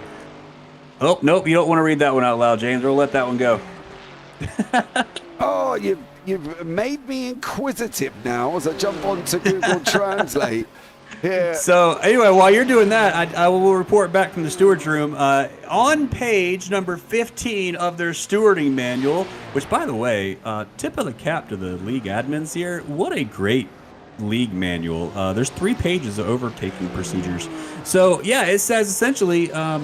if reasonable overlap exists, and they actually say that is deemed as half a car length at the turn-in point, the car being overtaken must allow room. Well, we didn't have half a car length there, and that was just a bumper if we're lucky. So I would expect a penalty from the stewards if they're going to follow the rule book, and we will see what happens. So there you go. Yeah, well, I'm waiting. I've got direct contact with the man in the stewards booth, Mr. Peter Baxter. Me and Peter have been fighting fires throughout this as well to try and sort the race control messages out that are flat out refusing to appear on screen at the moment. There you go, yeah. Oh, another one there. There's still, there was room left that time, but just enough. There you go. He's going to get the job done. Yeah. Take the position and continue the drive. Nice job there from Carl Hudson. In that, is that Hudson or is my life timing off? It is Hudson and Vasil Ivanov. So, okay, there you go. Thanks, sorry, James. Yeah, live timings throw me for some curveballs over here. So we will continue with that nice move from Hudson there, keeping the move stick as he was squeezed there a little bit, but got through, no problem, no foul. Yeah, no. What's the word? What's the saying? No. Now you confused me. Is it no harm, no foul? There you go. No harm, no foul. Yeah. So that was what the overlap we were talking about. So that's good as well. On number 74, Ryan Stenhoff. 15-second penalty after contact with the number 7 car of Alex Shipley.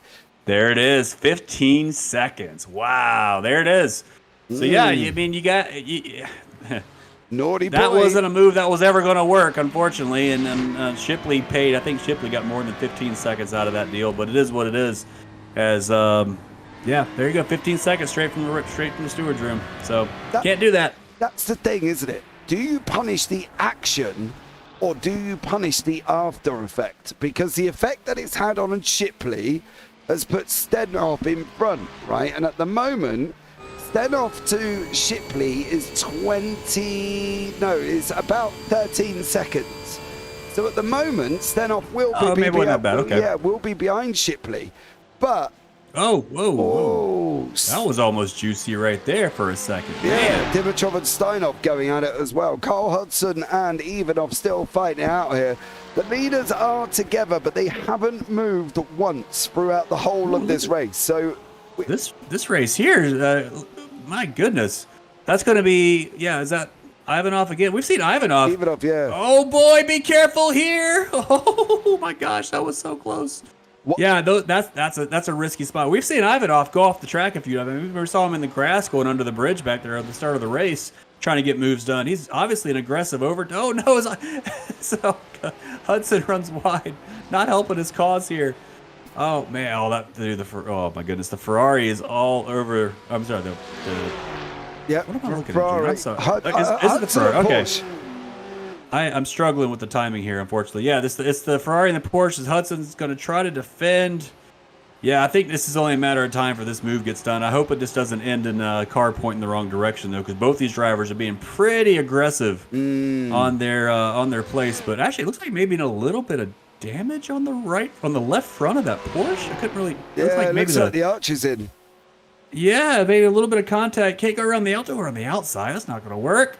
It's not going to work. You can't do that. The cutback's going to now. He'll get the run The out. cutback is going to be great, but I don't know if he's going to get there over turn 1. But Yeah, that Porsche got a little bit of a fender rub there on the left front, so that's going to slow him down. But here comes Ivanov again. And for whatever reason, it's showing Ivanov in the Porsche for me. And oh my gosh, never mind, forget it. It's showing correctly. Sorry. We're all good. We'll get back to normal day. Here he goes. Battle in the turn one. Let's see if we can get it done. Ivanov up the S. Oh my God. They don't want to yield. Neither one of them want to yield.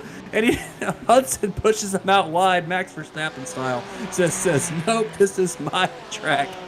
Man, Ivanov's got to be getting frustrated. Yeah, he definitely is. And I got a funny bit of ascend coming here as well. John O'Cook has allowed Ryan O'Connor to go through, but unfortunately these guys are now 8.5 seconds after the pit stops away from Tatler and De Ruyter. Now, don't get me wrong, both of these drivers new into this series this week. In fact, the top 4 are new in for this round. So they've done a great job, all 4 of them coming in, doing a stellar job, taking the 1, 2, 3. Cook's now having a go at O'Connor once more. You're slowing each other down. I'm not quite sure what the purpose of this is. Both of them are on the Performance Link esports team, but they're slowing each other down by fighting, aren't they? Well, I don't know if they actually are. There's an art to doing it, and that's the way you do it. If you can swap positions on the front straightaway before you get to the chicane, then you just pull each other around the racetrack, and you can do it without losing time. But it's so hard to get it done consistently. It's only a matter of time before you lose all the time you gain because you made a mistake or something. But yeah, these two are losing ground to our leaders, which, by the way, their lap times have gone down by about 3-4 tenths a lap here. I wonder if we're getting into that fuel save game. I mean, because that's about how much time you'd lose around the track, I think, if you're starting to really save fuel. So we'll see. They went, if I did my math right here, James, I got my calculator out with my, with the American math here, which isn't always great. But they went about 20 laps for the first time. Yeah, they pitted on lap 19. And they have gone about 9 laps now. So if, so there's your math. So there you go. So they got another 10 laps to go. Hold on a minute. But I had a thought there. No. I had a thought, and I lost it halfway through the math. So I was going to say, there literally was no maths. Apart from telling me they pitted on lap 19 and they run 9 laps in, there was no other maths. I was expecting something amazing. I had a thought. I don't know what it was. It was an amazing point, and you'll never know what it is because I don't remember what it was. I feel robbed, chat. I feel robbed now from Chris Hannigan, who didn't give me anything. He dangled me a carrot, and he never fed the donkey. So there we go, unfortunately, on that one there as well. However, I have just realised that saying it that way, I've just called myself a donkey. But never mind. Jerome Barn having a nice little battle here as well with the BMW of K-Van Paris, who's dropped back a little bit away from Thomsen. Thomsen has closed in, and there is a reason. 147.65 for Thomsen last time out. 148.45 for O'Connor. So O'Connor and Cook have got to sort this out. They are not doing each other favours here, especially when they're both capable of 147.9s and 147.8s respectively, of course. But Thomsen 147.65 here, Chris. He is closing, and I fear that's because these two cannot sort out who's going to be at the front. Yeah, they're not gaining. I mean, honestly, right now, they're not losing time because I think the leaders they're either fuel savings or something has happened. The last lap for De Ruyter there, it was a 49.2, which is a full second and a half off his normal race pace. I don't know if you have anything on your incident tracker there, but yeah, that was... well, this is Tatler and De Ruyter now. What happened there? Let's see. They through the chicane. He got off the track. That's what happened. He got 2 wheels off the track, and that traction control kicked in and said, no, I'm not giving you the power you requested. And it just slowed him down. So they did swap positions there. Well, yeah, now, of course, next lap in, they're both 47, mid 47. So whatever I said about fuel savings out the window, they're just turned off the fastest lap of the race there from De Ruyter. Yeah, so they are back underway. But Thomsen fastest lap as well, 147.3, Chris. Yeah, everyone's flying now. Yeah. So there's no fuel saving going on in the top half of this field in a way. What I want to see, I mean, again, I know I'm talking a lot about the fuel game, but it is such a big deal. Remember, 50, 55 seconds on track is a big deal. And again, that puts us down to about halfway through the field here. So if you can stretch it, if I'm running somewhere down, P7, P8, I'm running the long game here, trying to just save that extra pit stop and see what happens at the end. Maybe get lucky. I agree, but I wish these performance boys would sort out what they're doing. And at the moment, they're not actually doing anything that's benefiting either. Wow. Did you see Thomsen hop over that curb there? That car got 4 wheels off the ground for a second there. But obviously running hard. Thompson's right in this mix now. As you said, Thomsen fastest lap of the race, getting the slipstream from both these guys in front of him. It's like an extra, few miles an hour or whatever, kilometers an hour down the end of the straightaways. But it makes all the difference. And we know we saw from the earlier how the Porsche. I mean, I don't know if he's running the same setup or not. Maybe it's just the Porsche natively just has better handling through some of these corners. The Porsche has always been the car that's been, in my opinion, GT3 is probably the funnest to drive because it is it moves around the most when you drive it, which is just fun. But in Monza, maybe that helps with the Monza strat, and makes it easier to drive with less downforce. We did a GT4 race, endurance race here not too long ago, and I ran the Porsche GT4, and it was an absolute blast. But I haven't done a lot with the GT3, but he's gonna have something here, I think, at the end of the straightaway for O'Connor. Cook He is needs to slipping help him. right up in that slipstream. Yeah. Cook needs to just back off, give him something, give him a hand, because he's gonna make the move. Oh yeah. He's thinking about it. He's there. Inside of turn 1, it's going to be Thomsen taking P4 overall. Gets that move done nice and cleanly. That's going to put him up to P3 in the Pro Division, behind the 2 leaders. And down the road they go. Yeah, Cook didn't really do O'Connor any favours in that one, did he? He did kind of give him enough of a toe to pull him down. But now he's got this opportunity. We saw this earlier on in the GT4 series that we did this morning for the Premier as well. So they've got to be now trying to work together. However, we did see it was the boys in the Riot Squad at the time. That was the team name. And there was 5 of them together trying to battle one person, and it didn't actually turn out so well. But for O'Connor, he needs help from Cook. It looks like he's got a little bit more pace than O'Connor. Last time out, O'Connor was on a 48.1. Cook was a 47.8 and Thomsen 47.4. So whether or not O'Connor's struggling in that Merc now and the grip's getting away from him, but he could really do with Cook just slowing Thomsen up enough. I'm not saying brake check him. I'm not saying slam on the brakes here, Chris. I'm just saying maybe going into corners, be a little bit more defensive than you probably need to be.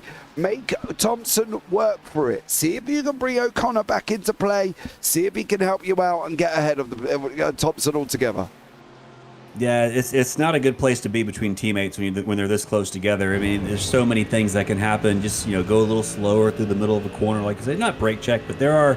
You saw it in the Formula 1 race in Singapore, right? The idea of giving the other car DRS, little things like that. Of course, we don't have DRS here, but there are things you can do. And I mean, especially right now, just get up in his mirror, flick it to the right side, give him something to look at, try to get him to miss that braking point like we saw earlier in the race. Yeah. I mean, the Merc looks quick. It does. It looks straighter down the straightaway, or straighter. It looks faster down the straightaways.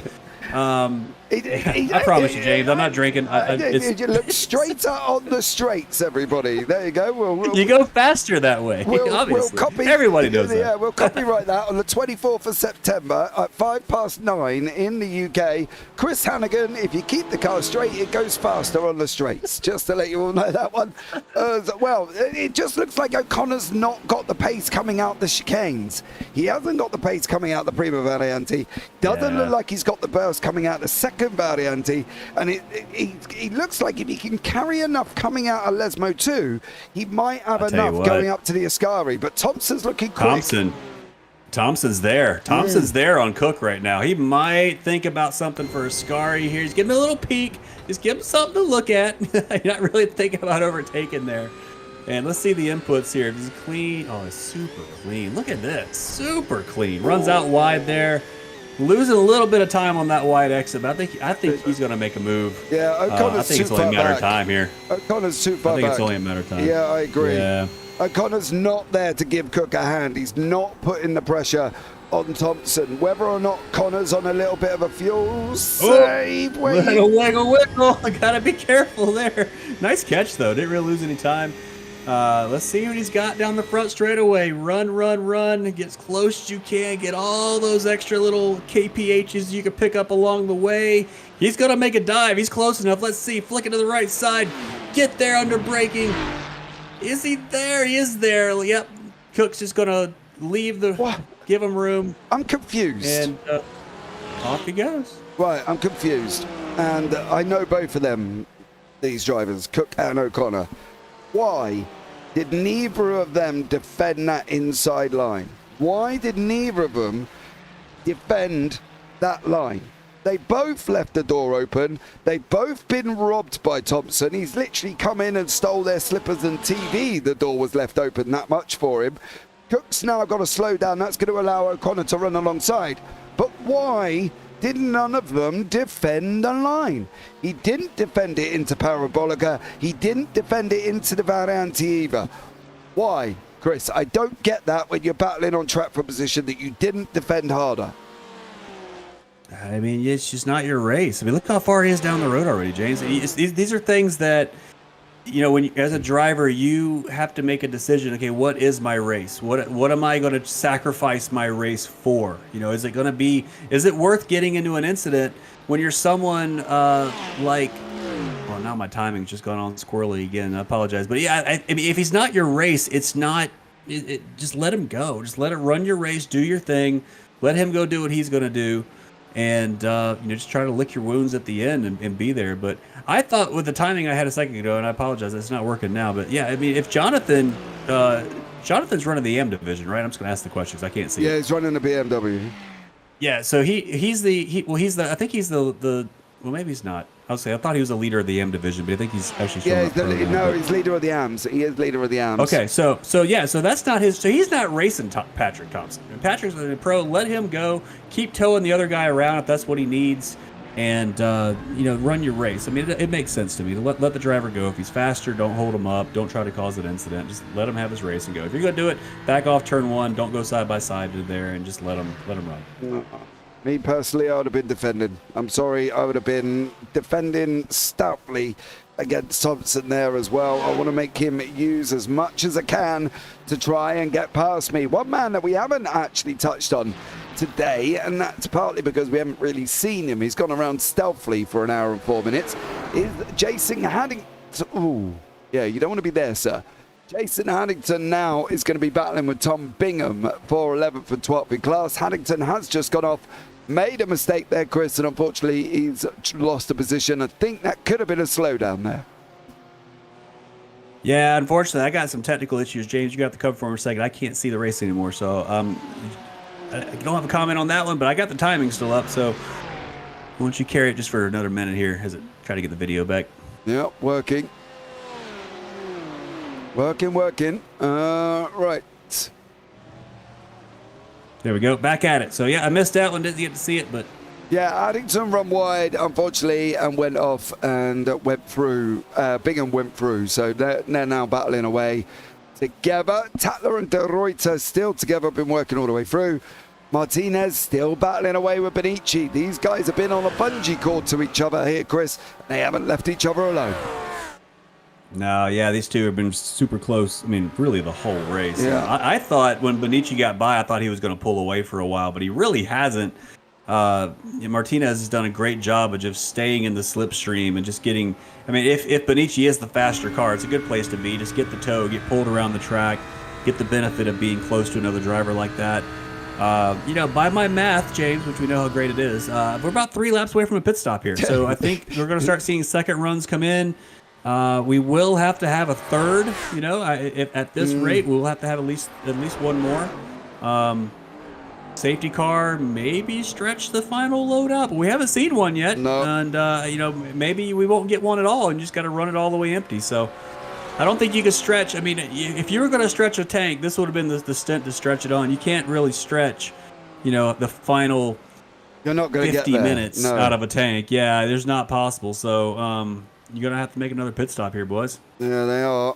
And it's going to be within lap, if maths is correct, and we're just going to double the fact that they went 19, so 19:38, you know what I mean, which is in 2 laps here, Chris. So hopefully We are right. Let's face it. Yep. Steinhoff. I agree with that math. It's good. Yeah, Steinhoff's just starting. I agree as well. Steinhoff and Hudson have started in first. They're the first of the movers and shakers that dived in for that second stop. So let's see what Tatler and De Ruyter does as we're coming on to 37.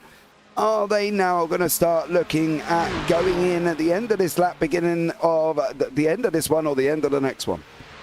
Yeah, I could see maybe Benici actually coming in. Benici, Weston, those two drivers coming in, probably the first ones to peel off. Benici obviously is giving the tow to the car behind, so there's no point in keep doing that. If you know you have to pit again, the numbers really don't matter. Just come in, get the track position when you can. Try for a little bit of the undercut type move to build the gap a little bit more. Man, these two Ferraris up front, I love that paint scheme too. They just look sharp driving around here in sequence that way. The gap has always been about half a second. They're running the same lap times. You know they're talking to each other, coordinating what they're going to do. It just looks like, they just look like the professionals out here just doing what they do. And obviously, great pace between those drivers. Haven't really, only that one wheel wrong that one time that we saw. But very consistent lap times, just getting the job done. Yeah, absolutely dominating at the moment here. So a great job from both of these guys once more. And a stellar job. Actually, Weston's in. There you go. First one to peel off. Tom Weston, one of the drivers we called out. Looks like Benici may have stayed out for an extra lap. Tom Weston, though, in the BMW. First one to come out. And other drivers behind are coming in as well. Dimitri's coming in. Ivanov's coming in. Both those drivers running down about P15, P16 overall. So, yeah, back of the pack coming in. I think the leaders might stay out maybe a couple more laps here. Well, they paid as the gap. It needs to go in now. The gap just grew a little bit. They are going around one more time. No, they'll do one or two more, yeah. Now, we have a penalty, and this is what it's for. Carl Hudson on the left, Dimitrov on the right. Oh. Car inside. Yeah, car 235, which is Playman Dimitrov, has got a 15-second penalty. Ouch. Over Carl Hudson. It's the same thing we saw before, but this time it was the second chicane. That camera angle didn't really tell us how far alongside he was, but obviously not far enough, right? So the rule was half a car according to the manual. That looks like half. Well, maybe, I don't know. I mean, that's up to the stewards are going to make that call. But there's another spinner there. That was Dolman, I think, going around in front as well. Was he half a car though? It's hard for me to see. It looked like. Let's see. It does look like he is. He's there. He's there, so I don't know what he could have done there. I'm not sure. I don't know, Jay. That one, that's one of those calls that you got to make as a steward, that you're going to be 50-50, people that hate it and 50 people that think it's the right call. I'm not sure about that one. As a driver, I couldn't see myself backing out of that because if anything, he didn't commit to the corner as much as he probably could have. That being whoever the overtaking car was there. I apologize, but it was Dimitrov and Hudson. Yeah, Dimitrov. So if you're gonna send it to the corner, you got to send it, and he kind of just lollygagged in there right about the halfway, which unfortunately led to the incident. But another car with a beautiful paint scheme, by the way, is Jordan Bond here. That's a cool looking car. I like that. So anyway, leaders are in, and then not the leaders. Sorry, everyone else but the leaders, no, they're all in. Mr. Bond himself. Yeah, I wonder if they're going to park the car again like they did last time. As we see, Thomsen does it. Yeah, I'm showing the two leaders still on track, but everyone else behind is coming in. Yeah. And that has So let's check the gaps coming out. So. These two obviously switch positions. Man, those cars look so good right there. These two cars, they switch positions with the one incident. Oh, another car off there in front of them. Who was that? That was Tom Bingham. Tom Bingham. He just gave the leaders a little scare there. But yeah, that. Oh no, I don't know. Did they swap? It wasn't Bingham. It was Weston. So Weston just came out of the pits. He was the first guy to make a pit stop. So he's got maybe fresh tires on there, cold tires. Goes in. just misses the oh man, that is cold tires all day. You commit to the corner, you fling it in, the rears just say they can't do it, and then he does this for the little donut for the fans too. Right, and here come the leaders right now behind him. There they are. That is thankfully he backed up there and did not try to jump over those big logs of curbs to get back on the track. But I think the leaders got to be coming in now. They've got about 55 seconds, and that's been the number we've said. So I would expect them to come out, right in front of the other guys, maybe 5-6 seconds down the road. Depends how quick they can get on and off pit road. Let's see. Yeah, definitely on that one. I am having a nice little chat, actually. Me and Pete are going backwards and forwards about this incident here as well with that last one. Pete has come back. He said he didn't have half a car length at the turning point. Half a car length at the turning point. That's what the rules say at the turning point. So I don't know, man. That was pretty close. Yeah, I know. I know. He's the boss. I know. He's the boss. I know. I have just gone back and just said, look, it's a little bit close, but yeah, no. Unfortunately, I can't argue with Pete as well. That's what I'm saying. Either half people are going to love it, half people are going to hate it. There's no way in the middle there. So those are hard calls, and that's not. I've been stewards in leagues before, and it's never a fun job on calls like that because it's just so.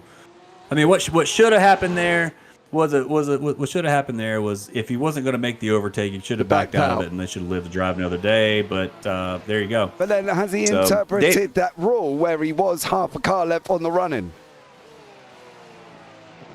I mean, if that was his interpretation, yeah, then there you go. I mean, that's that. You got to talk about it after the race. I mean, David Heavey in the chat says it was a fair call by the stewards. Hey, like I said, if people are gonna have their opinions, it's one of those ones. The coin flip either way, man. Do what you got and live on, keep on driving. So, yeah, I don't know. It was a good call by the steward, to be fair. Yeah, me and Peter still go backwards and forwards because why not, right? I can, if I can't argue with a person I've commentated with, because you have no skin in the game. I know. By the way, how'd the leaders come out here? Leaders come out a little bit of a gap between them, over a second now after the pit stop. The gap has gone down to P3.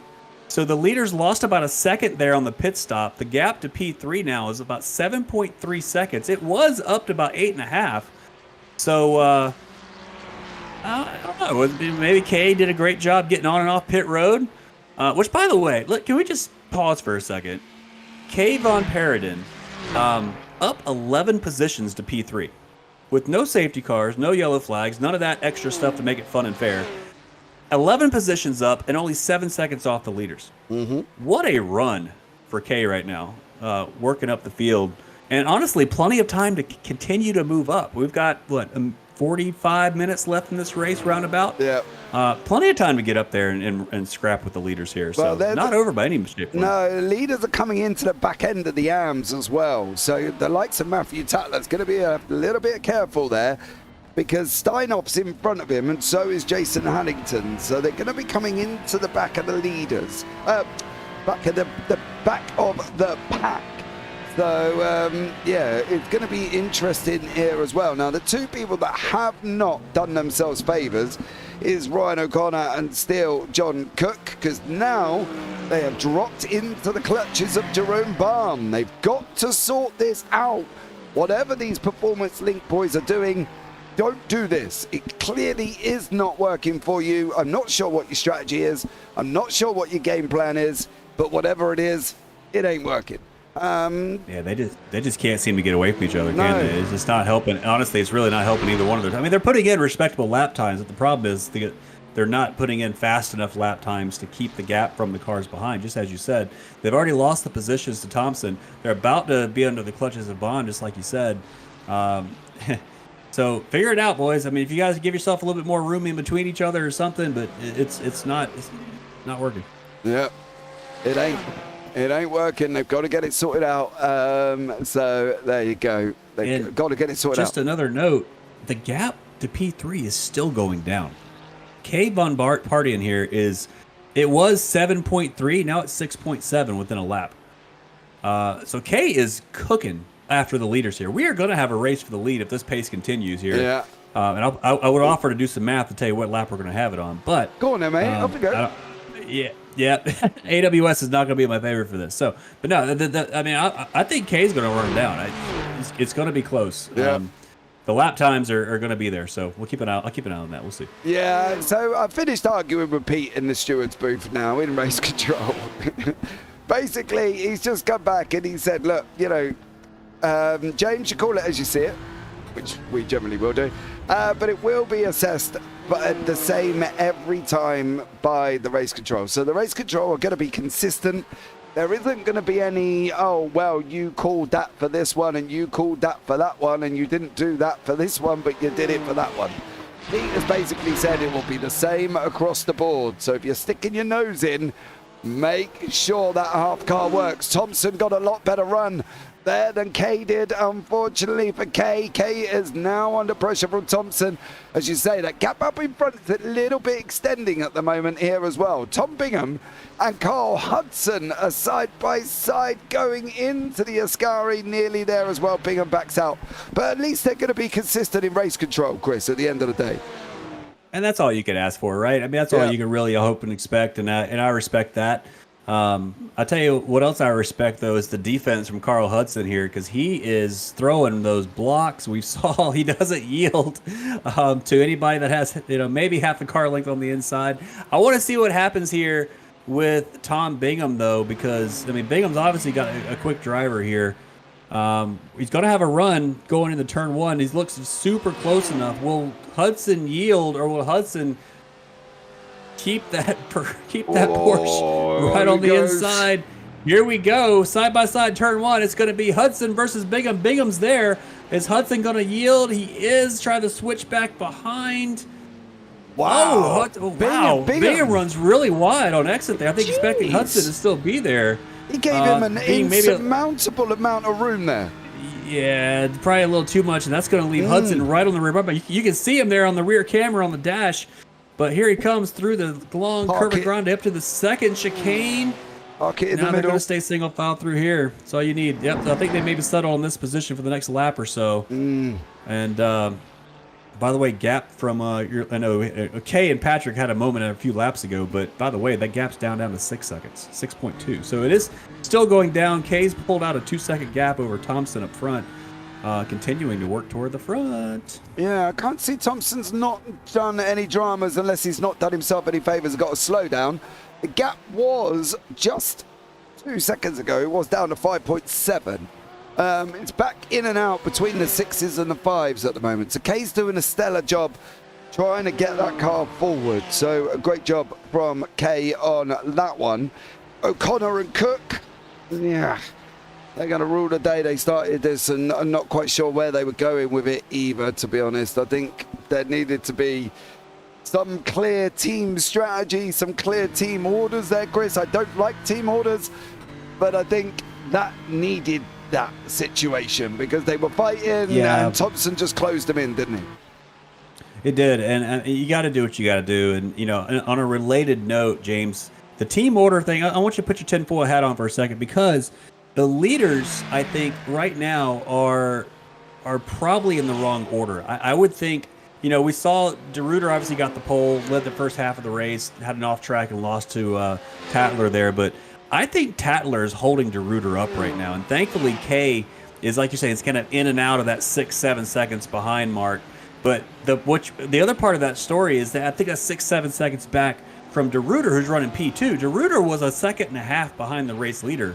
Now he's only half a second back. The leader is I think slowing, or just not well. DeRuyter's a little bit faster than Tatler is what I'm seeing here, and I don't think. I don't know if they're going to swap back, the team order concept. Do you swap back with traffic? How quickly can you slice through this traffic? I'm going to keep an eye on that because I wouldn't be surprised if sometime between now and the end of the race they actually swap back, or if DeRuyter just maybe goes for the overtake, because I think he's holding back here. Are we, though, when we break it into this last 40-minute mark here, though, buddy, are we going to start... Okay, so let me go put it this way. Team orders in the last 40 minutes. That don't seem right to me. I think to swap over, is he going to give it back to him? Is De Ruyter going to give it back? Or is he going to pull a Verstappen at Interlagos and hang Perez out to dry? Is De Ruyter going to do the same thing? No, I don't think you give it back for the sake of giving it back. I think the only reason you give it back is if Kay and Patrik run you down. If the gap from the third place gap starts to shrink, you start to get a little bit of pressure from behind. De Ruyter's not going to want to deal with that, right? He's going to want to get past the leader, start to build the gap, and let Tatler deal with Kay and Patrik running them down in P3 and P4. But yeah, you're right. Unless that happens, I don't think they're going to swap. I think they're going to run what they got and they're going to keep doing what they're doing. But they'll probably start racing. I mean, I'm sure right now that's great down that short straight. There's no reason why De Ruyter could not have run up the rear bumper and gone for the overtake right there. Yeah. But they're teammates. They're not going to do that. With 5 minutes to go, is that still going to be the case? I don't know. I mean, I think De Ruyter's got a really strong shot of an overtake here when he chooses to do it. Yep, I agree. Got to be done in the right way. Now, we do believe there's going to be another pit stop, partly because everybody's pitted on, the leader's pitted on lap 39. So 19 on to 39 gives me 57. So in about 12 laps time, 12 laps at about 108 seconds per lap. 12 times 108 gives me lots. 1,260, I believe. So that in seconds. And what's 1,260 divided by 60 to give me the minutes? Hold on, my calculator's coming out now, Chris, because I can't quite do it that way. Yeah, I was about to say, you're asking the wrong guy. I showed my cards on that one too early as well. 21 minutes. 21 minutes. So in 21 minutes time, generally, 21 minutes time, generally most of the field is going to have to come in, I reckon. Okay, well, so here's another play to put in your playbook, and this is the kind of race I like to do, James. So you know that you got one more stop. You can take that stop at any point between that minute mark, the 21-minute mark you mentioned, or any point between 19 laps to go in the end of the race, right? So 19 laps to go, 19 minute and a half laps, that puts us at about, 35 minutes is what you need to get in the tank. Let's just say we said 30 minutes, right? 35 minutes. So with about 35 minutes to go, which, by the way, is about where we're at right now. Nearly, yeah. You could pit, and you could have enough fuel for the rest of the race. Now, that being said, what does that give you? Well, it gives you a heavier car, which is bad, right? Yeah, it's bad, but what if a safety car comes out? What if a safety car comes out and everyone else makes their pit stop behind the safety car, which, by the way, is not like an F1 safety car where you just have to, you just pit when you want to pit.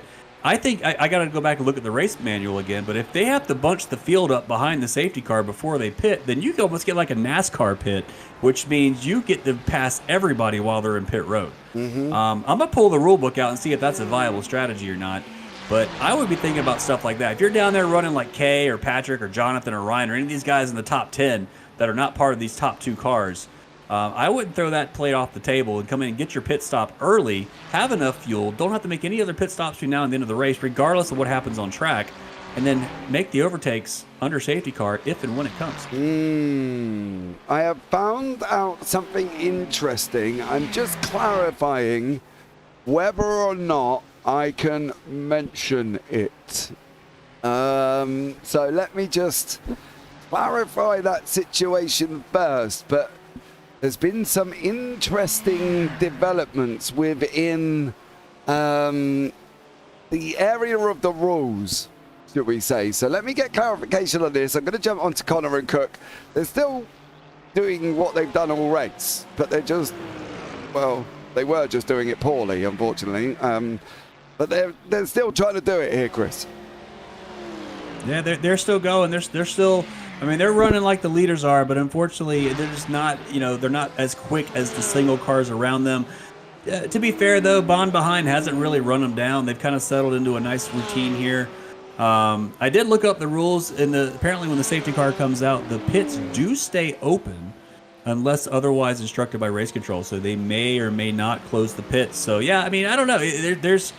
the undercut strat may work. I'd roll the dice and do it just to see what happens. Because I'm crazy like that. But if they close the pits, then absolutely you're going to gain a ton of time when everybody gets stuck on the safety car. So I don't know. What are you cooking up over there, James? What'd you find out? Well, I have found out that somebody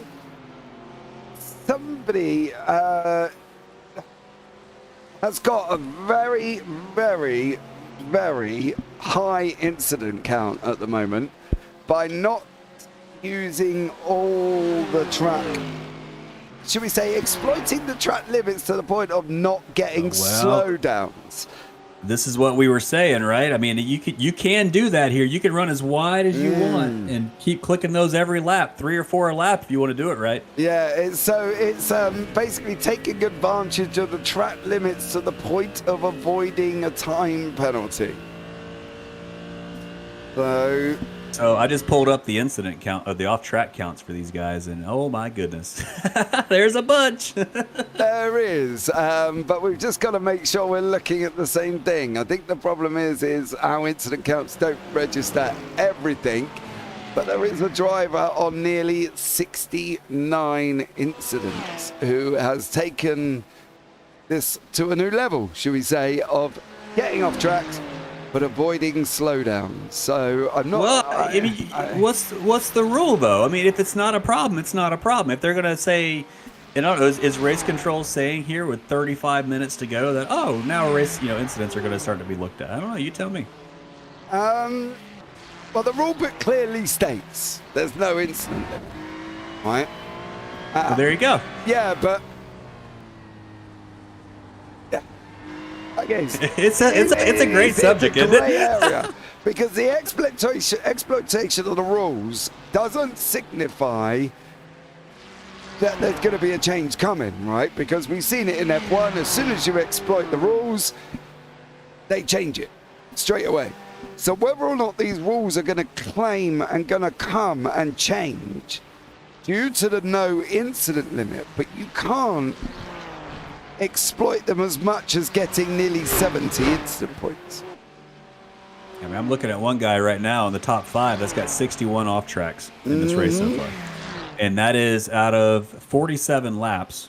That's 1.5 incidents per lap, right? So there's somewhere on the track they're running off every single lap.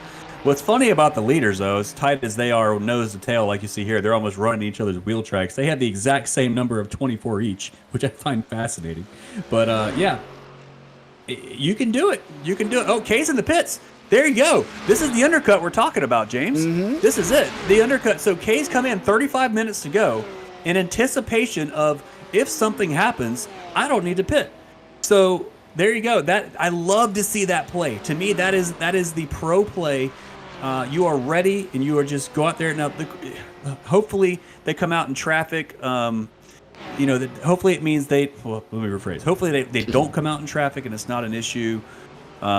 Needs to get on their way. We'll see. Needs to get on their way, though, because if they're going to not come out in traffic, they want to get out in front of the 21st placed position, which is Marco Dolman. So for Kay Van Paradon is not actually going anything. Joshua Martinez is going to come down the order. You need a go, go, go. Martinez has made it through. Yep. Bonucci has made it through. Carnes has made it through. Now, James, where this could backfire, though, okay? This is, there's pros and cons to everything. The con on this play is if the safety car does not come out, okay? If it doesn't come out, it's not like you just pitted early, but you also took probably more fuel than they're going to take at the end of the race, right? So if you pit at the end of this stint, you're going to need, what you said, 20 minutes of fuel. That's like almost half a tank. That's a much quicker pit stop than pitting right now and filling everything up. So we'll see how it plays out. I'm going to keep an eye on Kay down in P10 right now overall. I think that's 1, 2, 3, 4, 5, 6, 7 positions in the pro. So we'll see how it works out. Got some good chat going on here with the incident discussion, though. Murph says just because there's no incident limit doesn't mean you can't take the Mickey with them. So it doesn't mean you can take the Mickey. So there you go. I mean, you gotta. To me, rules are rules. If you say at the beginning of the race you can go off track and there's no penalty, you know what I'm gonna do every lap? I'm gonna go off track every single lap because you said it's okay. And if you change that, then Change it for the next race. That's fair. But that's why I've always been a fan of when you have these long races, put that total incident count in the iRacing game, just to like if you break 70 or something, which is some ridiculous number, right? But there's drivers a 2-hour race, mate. There's that's what I'm saying. But they shouldn't be, right? So that's the problem. If you had that incident count, you wouldn't have drivers that high. There's no way. You can still take it when you need to. You're in a battle, run wide. You can take the occasional one every so often, but you're not going to do it every single lap, because to me that's a little cheeky, Yeah, I think this will be discussed after with the admins, I think, as well, and whether or not they're going to bring out they're battling again. Here we go. I know, and they're not doing themselves any favors. Oh, they're going to run wide. That means Bond's going to come right up on them here. I don't get this. There's Bond. Bond's there, and Bond's going to have a huge run. Might even have a move here into the Ariane chicane here. This is beyond me what they're trying to do here, Chris. I think this is ludicrous. They're racing their race. I can't. I mean, the consequence of everything, right? Consequence is you're going to lose track position overall. You're going to, but they can't get away from each other. And you can't get away from each other. You got to race each other. And I mean, Bond's not really closing up to the rate that I thought he would. There. But he's there, but he's not. I thought he'd be closer. Well, he's 4 tenths. Give him a minute. He's not in a transformer with nitrous oxide in the back of that Ferrari, dear sir, but he is there. Bond is there, and he's going to be involved in this. If these two do not stop what they are doing, he's there now. He's clearly there now. And they're he's going there again, O'Connor and Cook. I get the fighting, but they're not fighting. They're trying to swap, and they're almost trying to be too clever. They're sharing the slipstream. They're trying to do the swap and share the slipstream, but it's not as fast as it needs to be. No. Unfortunately, because Bond's there, and you don't need to do overtakes and Lesmos. That was not the place to do it. Unless I didn't see what happened, but maybe you had to, or else you're going to just slow way up. Maybe somebody got off track. But now, I mean, Bond in the Ferrari. Another good-looking Ferrari. The car goes around right in front of him. That's Hudson. What was that? Was that Hudson? Yeah, Hudson in the background. Oh, that was a little scary moment there. But yeah, he looks like got underway. Look at this. See, now the gap's really pulling off here between Cook and O'Connor. Cook's slipping back into Bond's grasp here. Less than half a second between them. Only a few car lengths to go. This is crazy. We're going to keep going, man. This is crazy. They shouldn't have been doing this in the first place. I think that's the thing. They should not have been doing this in the first place. I think at the end of the day, they shouldn't have done it. If they're going to work as a team, they could have Tatler and De Ruyter it. Now, we have had Carl Moore. No team orders for Tatler and De Ruyter. They are free to race. So we will play that one by ear as it goes on, so hopefully there won't be any issues for them guys going forward. However, Barn is closing in on Cook, and this is for the lead of the AMs at the moment here, Chris, as well. Yeah, the race is continuing here. I mean, it's going to be an overtake here for too long down the front straightaway here. I don't know if you're going to get it this time by, but yeah, it's going to happen soon. It's just a matter of time to me at this point. Yeah. I can't see that they've benefited from this, I'm not going to lie. I don't physically understand, and I'm sure I'll have a conversation at some point with Mr. O'Connor, who will watch this back and be like, James, you were a little bit harsh. I'll be like, well, dude, you were slowing yourselves down. That ain't my problem. Khan's in the pits, so Kay's going to gain another position here just as they start going through this pit cycle as well. So they are starting to go through this pit cycle again. Chris, 25. I did say around about 25 to 21 minutes to go. So hopefully they will kind of go where we said. Settle it down a little bit and we'll see how this one comes out. Ryan O'Connor is here with Jonathan Cook, Jerome Barn as well, still scrapping it out as they're going into the Ascari. Yeah, riding through the track, starting to get that nice sunset glow from the sun going down. Love to see that. as they run down the back straightaway here. Man, Bond is all over the back. They're all, I mean, they're running decent lap times. I mean, the leaders are obviously only ones running in their own kind of ballpark at this point, but I think it's going to be close before we see, or it's not going to be long before we see the overtake or something happen here. Hopefully it's nice and clean. I know these two drivers between Cook and O'Connor here, they want to hold the position best they can. Hopefully, I hope they're not too aggressive when the move comes, which it might come now. Look at this. Look how close they are heading down the long front straightaway. Is there going to be an overtake move? Nope. They're going to stay single file for now. All these drivers running as hard as they can. Of course, I mean, really the only battle here is between Cook and Bond, right? They're the two amateur drivers. O'Connor's the only pro driver in this match. So he's not really any threat to losing a position. He could actually drop back behind the other two and just watch them battle it out. But you know, maybe giving his teammates some tow, bringing them around. I mean, there's a lot of different ways to look at this. But yeah, I mean, the third and final pit stop, if you're going to run the tank dry, should be here in the next 5 or 6 laps. Yeah, So about that, I think as well. To be honest, Chris, I think it's going to be a couple of minutes. What did we say? We said 19, 38, 48, 57. Yeah, so we're about 3 or 4 away.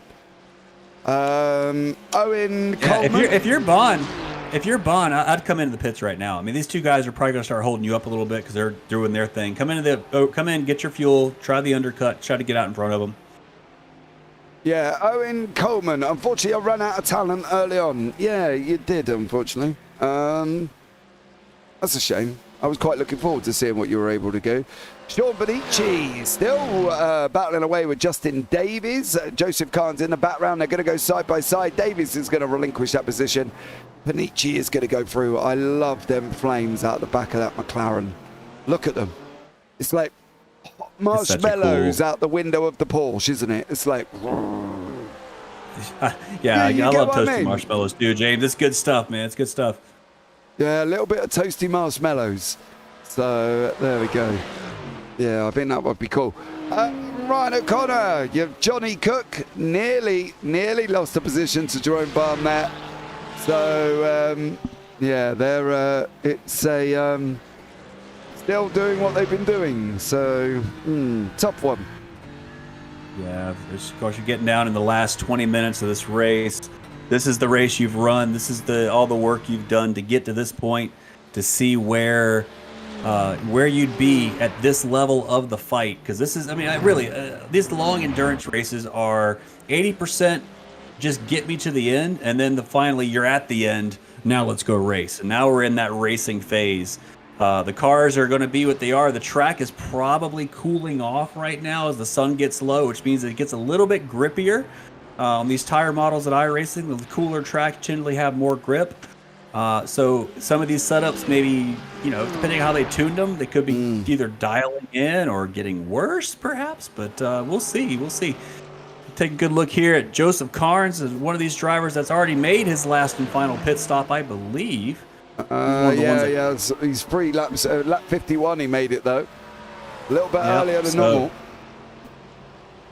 So he went for the early pit stop as well. He's going to start picking off. Looks like Justin Davies in front of him, heading down in the turn 1. And right down the road from them, you've got Sean Benici. Haven't talked about him in a while. That McLaren, one of the only McLaren. Actually, is it the only McLaren on track? It is the only McLaren on track. It is, yeah. Running his race. Yeah, running P10 overall. I think 1, 2, 3, 4. P7 in the pro division. So respectable drive out of the McLaren driver, the American driver, trying to bring it home. Yeah, looking good so far. Trying to keep those positions though. You got 2 hungry drivers in his rear view mirror though. Got to keep it running. Keep it lying down. So yeah, Sean Benici, the only McLaren. So last 20 minutes here, Chris. Pit stop's going to be very, very shortly. Yeah, very shortly coming up. Got to chat what happened to Hudson. Hudson was running a respectable race, top 10. Had an incident in the second chicane where he went off the track, spun the car around, had to get it righted, lost a lot of time in between. Unfortunately, just wasn't able to keep the track position, and now he's running P20 overall. Yes. Last car really what do you call it? Car that's classified on track right now. That's actually running laps. I say that now. Marco comes out of the pits, and Marco's now the last car on track. So yeah, running down there trying to catch up pick off the final ones left. So we'll see. Tom Weston's in the pits for his final pit stop as well. So Carnes is going to gain, and Benici is going to gain as well. We think Benici's still got to go in. No, Justin Davies has got to go in, as Carnes has just cleared Davies there as well. So Davies is the one that's got to look like he's got to take his third, and then everybody from Joshua Martinez. Basically from lead to there have all got to take it now as well. Patrik Thomsen has just gone in. That's allowed John O'Cook and Ryan O'Connor to go past. Now, unless these guys are going to pull out a masterstroke, Chris. Let's see where Thomsen comes out relative to Kay. Remember, those two were nose to tail when Kay went into the pits about 10 laps ago. That's the race for P3 overall after the pit stop. So does Thomsen come out ahead of Kay, or is Kay able to make the undercut work? Let's see, Thompson's coming out of the pits now. He's on the straight. Where is Kay? Kay's nowhere near him. My goodness. So there's the difference in the fuel time we're talking about. Remember I was talking about the fuel time. If the safety car doesn't work out, that's the gap. Wow, so that did not work out in Kay's favor, who's now behind Joshua Martinez, who's yet to pit. But it will put Kay back up to P4 once all the pit stops cycle through. So yeah, the early pit was not the play. The safety car never came, and there's the rub. I mean, that's it. It's just did not quite work out. Slower overall, heavier fuel load, longer time. All those things are a factor. And Kay's now got some work to do to run down Patrik Thomsen, who's about 15 seconds down the road. Hold on, Ivanov has just gone round it. Oh, got a lot of a curb there, but I don't think that was. Just stops. Got to ask to tow. Maybe dinner's ready. Time to go. Got to ask to tow. Got to ask. He requested a tow. I didn't see anything with the car there. I wonder if, remember, iRacing doesn't simulate mechanical failures, doesn't have your motor blowing or your hydraulic leaks and all these things. As you watch Bond go ahead and dive into the pits ahead of Cook and O'Connor in front of him. But, the real world happens, right? I don't know, maybe the dog got out, maybe whatever happened, who knows, right? And those are the equivalent of car failures on iRacing, so... Yeah. Something there outside of the game looks like may have happened. Maybe a hardware issue or dogs on something else going on. Dogs jumping up as well. That would. Owen's got it right in YouTube chat. Maybe they need to introduce a clause regarding track limits. If you are found to consistently go over them for no reason, may find yourself trundling down the pits. Now, as we said, there has been an excessive amount pinned for certain individuals, right? And I know that. What happened there? Sorry, James. Did Thomsen or somebody was in the chicane right there? I guess we're looking at Thomsen here. So what happened? Car in front here. Is that? Well, that's Dimitrov right there. Oh wow. A little deep there. Okay, sorry. I thought maybe that was the race for position, but it wasn't. Dimitrov's down in P16. So sorry. Go ahead and continue your story. Sorry about that. So as we are aware, there is an exceedingly amount of off tracks for certain individuals, and we are aware of them, and we won't be naming them. But at the end of the day, there needs to now most leagues, right? Every league, pretty much, unless you're doing it for fun. It's normally 17x you get a drive through, every 5, maybe every 10 you get another one after, and you'll continue. Maybe you also end up DQ'd at 25, depending on how serious the league is, right, Chris? And I think that's the thing.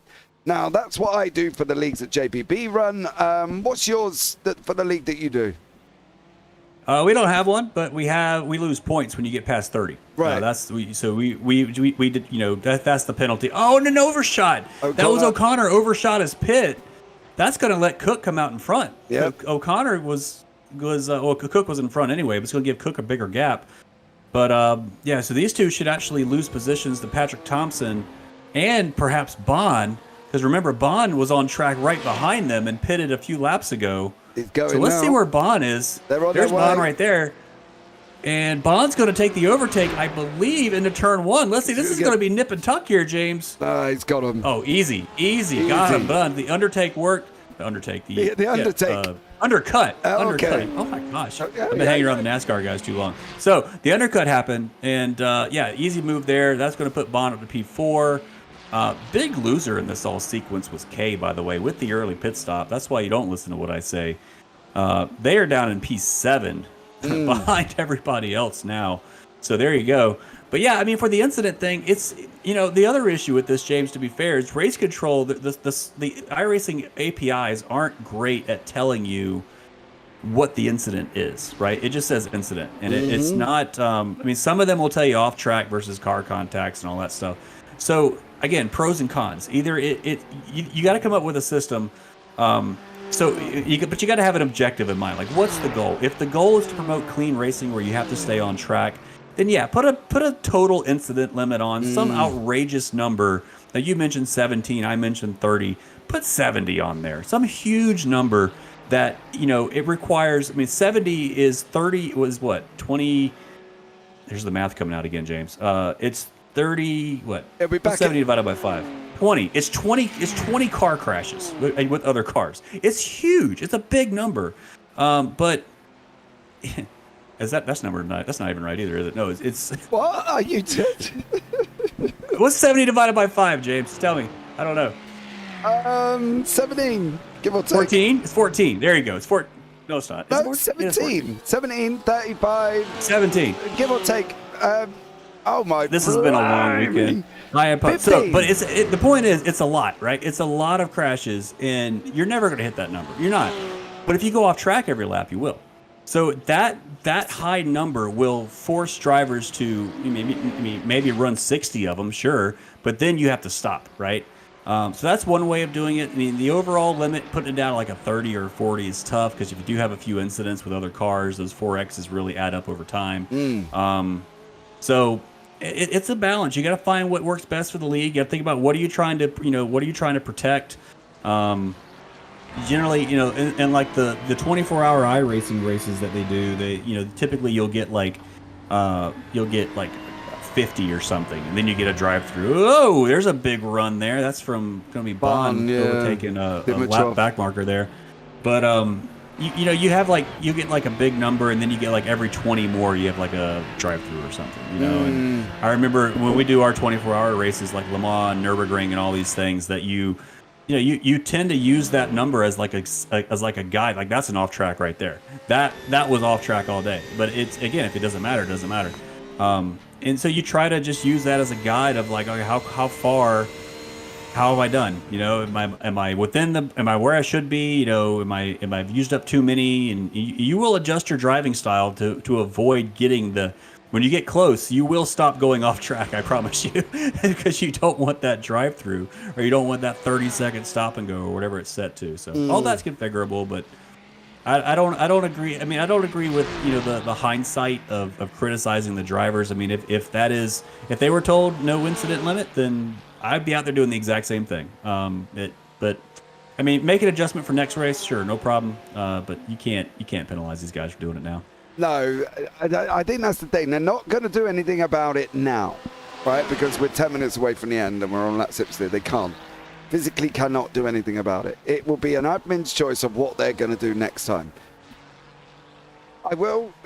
Let's just say the leading incident pointer is double the next person. So they've taken a lot. So whether or not they're going to even look at it, I don't know. But look, let's just, for now, let's just say they've made the use of the situation and the rules that have been presented in front of them. That covers it, right? Yeah, you do what you can with the rules you're given. Nice overtake here from Davies on Moeller for P11 on track. Nice move into the area on chicane there. But yeah, you're right. It's you do the best you can.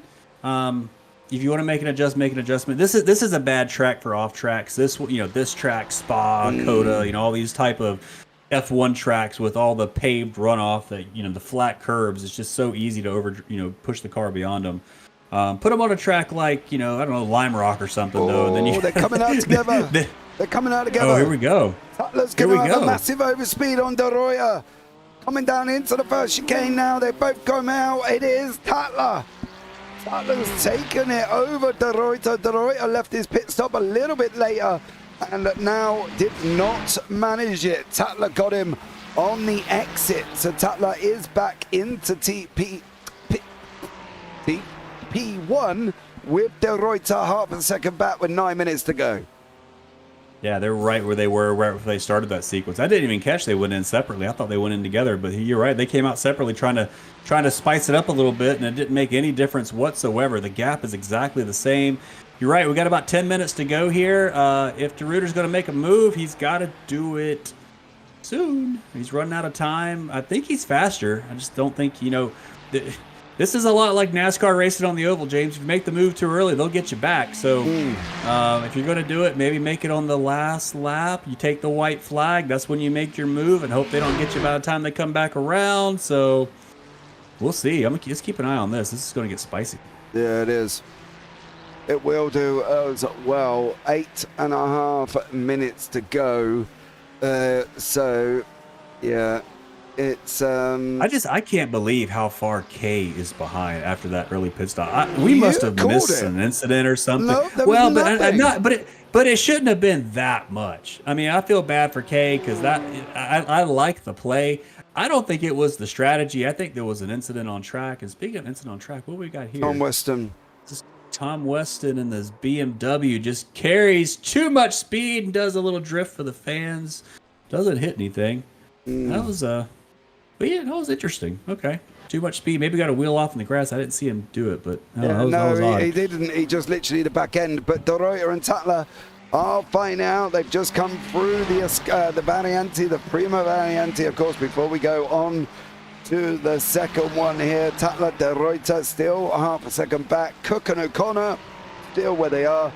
Hudson starting to close in on Steinhoff a little bit there as well. So we'll see how that one goes out. Let's check in with the Performance Link boys. They're still fine out, and it's still O'Connor out in front. Carl Hudson here battling away with Ryan Steinhoff. Of course, both of these drivers have been involved in their own incidents and with others.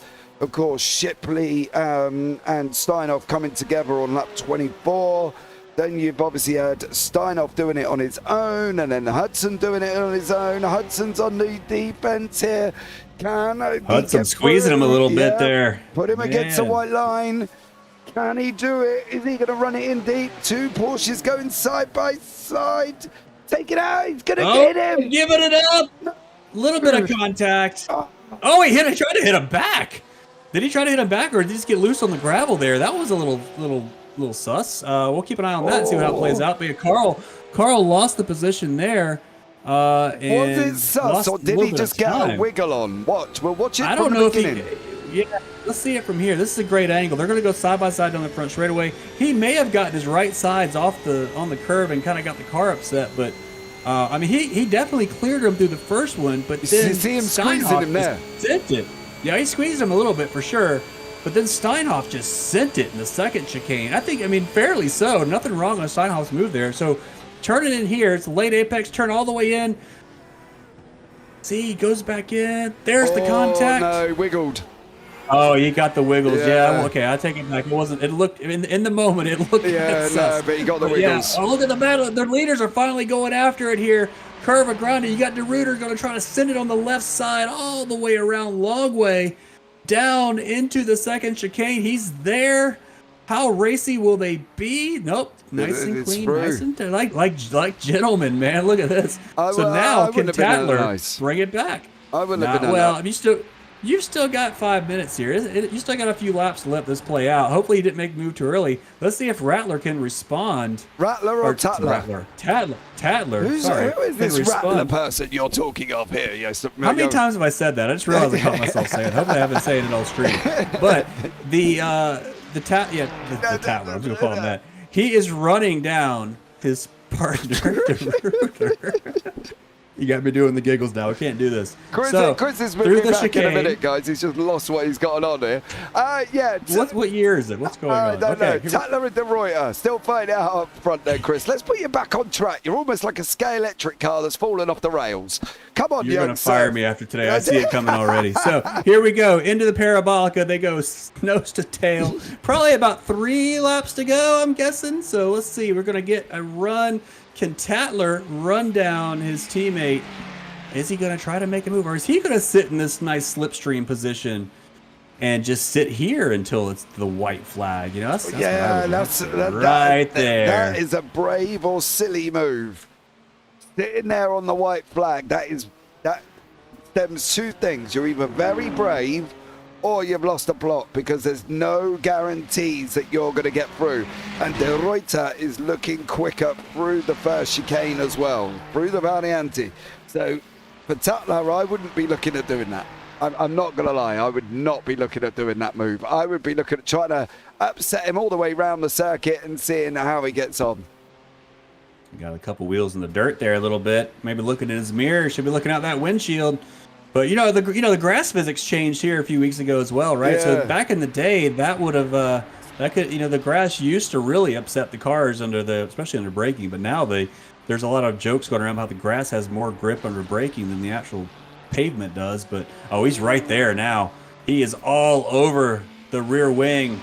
Tatler, is he going to try to make a move down here at the bottom of the hill? He's going to go to the right side and go around the outside. That's not going to work. Don't even try that. But he's going to slow his teammate down going through. So let's see if he can make anything happen because of it. No. So he's definitely racing. Green light on for both these drivers, trying to get the win. Let's check the gap to P3. It is about 14 seconds. So there's no threat for these guys losing any position from anybody behind. This is their own race to win. And I think this is still got, let's see, what we got? About a minute, 2 minutes, 45 seconds. Let's say about 2 more laps to go here, James. Yeah, I think so. I agree. 2 more laps to go. Can Tatler and De Ruyter run it out? The battles are starting to come together. Cook and O'Connor. Oh, he's going defensive. Here we go. Gonna say, nope, can't do it. So that's gonna, he's gonna swing back. Ooh, a couple moves there, almost. Can he get the braking point right?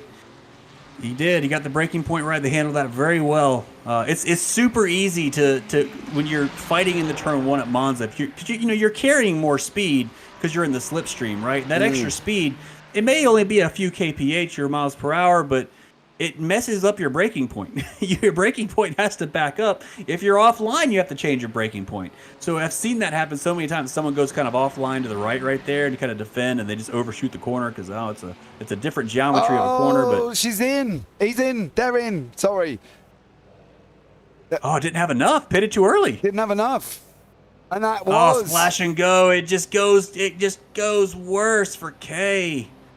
Hate to see it. Pitted 1 lap too early. Maybe, and that they weren't listening to the broadcast there as well, because that was all on you, young sir. You did say that you'd love to see the early move there. I mean, okay, I'll take that, but suck it up, Buttercup.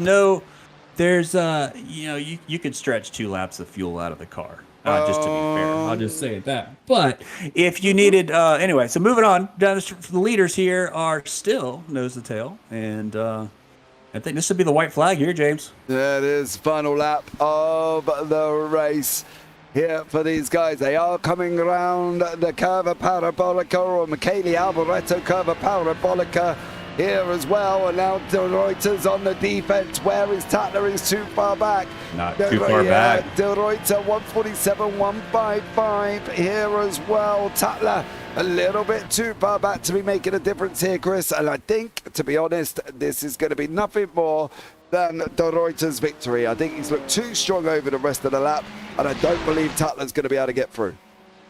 I said it earlier. I think De Ruyter is the faster of the two. Yep. He's in the right position. Yep. He's got maybe getting a little bit of a tow. There's a lap car up ahead, maybe getting a little bit of a tow down there, just help keep out. But yeah, I mean, Tatler's just too far back. De Ruyter just set the fastest lap of the race. Last lap, by the way.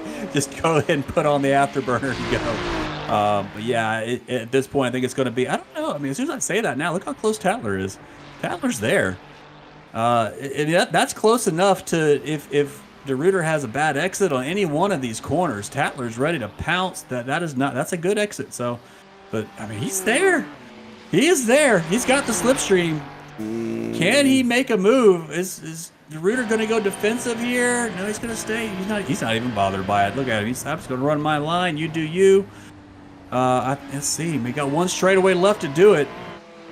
Through the long Ascari chicane, down. Not gonna, Chris. He's not gonna. I don't think he's gonna be close. It's too far back. Unless he absolutely sends it. He's gotta send it now. If you're gonna do it, you gotta do it now. You're too far. It is gonna be De Ruyter. De Ruyter, I think, is gonna come over the line unless something dramatic happens over the next few seconds. It doesn't, and it is gonna be Thomas De Ruyter taking that victory here with Tatler in second place. Patrik Thomsen is going to come over the line in third there. Jerome Barn doing a great job winning the AMS. So that's a stellar job for Jerome Barn. They're ahead of Cook and ahead of Joseph Kahn. So well done to Jerome Barn there. But De Ruyter wrapping it up there, Chris, and doing a great job. Yeah, great run for Bond there. Move up 4 positions, gets the wins for the AMS. Jonathan Cook is going to overtake his teammate coming out of the last corner, coming out of Parabolica, but it doesn't matter. They're not racing each other. They're just doing it for fun at this point. What a race. Yeah, that was good. Nice, clean driving. A few incidents early. First lap's always going to be chaos at Monza. But yeah, what a great drive. A little bit, they're battling back there in the back, by the way. Aaron Beaver running with Justin Davies coming through Parabolica right now, I believe. Those two are pretty close together, but again, they're not racing each other for position, so they're going to settle it on track where it's going to be. Paradon, sorry, has had another moment. So, really, no. Is this after the flag, or is this on the last lap? Last lap. Going into turn 1, just completely says, I'm not going to take that corner. I'm just going to go right through the signs. And you know what? I'm just going to keep driving. Yeah. If you don't like it, sue me. I was going to pull a Max Verstappen quote, but I wasn't going to say it. So if we keep going, that's it. That's good. What a great race. Thanks for having me on this race, James. This is fun. Yeah, Tom Weston will be the last man over the line who's classified here as well. So Tom in 10th place. But if we group the Tower to Pro and AMS, finishes 4th in the AMS. The question will be, are we now going to make the change and separate on scoring, or are we going to run on one overall scoring system? And there is a lot of things to think about that these guys are going to have to make a decision about, because if we're going to do a Pro and Am championship, as you know, Chris, there's got to be points, and it's all can get a little bit different and a little bit confusing. But let's bring you up the final race results here as well. Thomas De Ruyter for the Paceworks Esports is your winner. Matthew Tatler in second. Patrik Thomsen in third. Jerome Barn takes the AM win with John O'Cook in second. Ryan O'Connor there, 6th overall with K-Van. Paradon tried the early pit stop, then didn't have enough fuel. Had to splash and dash at the end, finished in 7th. Sean Bonici in 8th. Joseph Carnes rounds out the podium for the AMS there and finishes 9th overall. Tom Weston in 10th. Justin Davies in 11th. Aaron Beaver 12th. Peter Miller 13th. Tom Bingham 14th. Playman Dimitrov 15th. Jason Addington 16th. Ryan Steinoff 17th. And Carl Hudson in 18th place there. Then we go on from that one. We've got Marco Dolman, Vasil Ivanov. Then we've got Joshua Martinez. Then we've got the non-finishers. Alex Shipley, Owen Coleman, Danny Weston, Dimitrov, Baxter and Honey there as well. But overall, Chris, I think we can safely say that that was a good race. Yeah, what a great run from the Pure Sports guys up front. That was a dominating performance over 2 hours, separated by a 1/10 of a second at the end. Racing each other the whole way. Very dominating performance between both those drivers, and yeah, I mean, what a great race! This is a great job from the organizers of the league, and having the safety cars, the rules, live stewarding, everything was fantastic. And yeah, I can't wait for the next one. It was going to be, we said Road Atlanta, right? That'll be a fun track to watch too. Yeah, I think it will be here once more. I'm just trying to see if we're going to get anyone wonderful individuals coming in for a chat.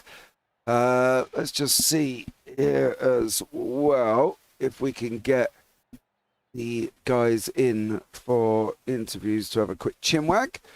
But let's see if anybody does jump into the waiting room. But it's definitely been an interesting race. You know, it's been a hard one.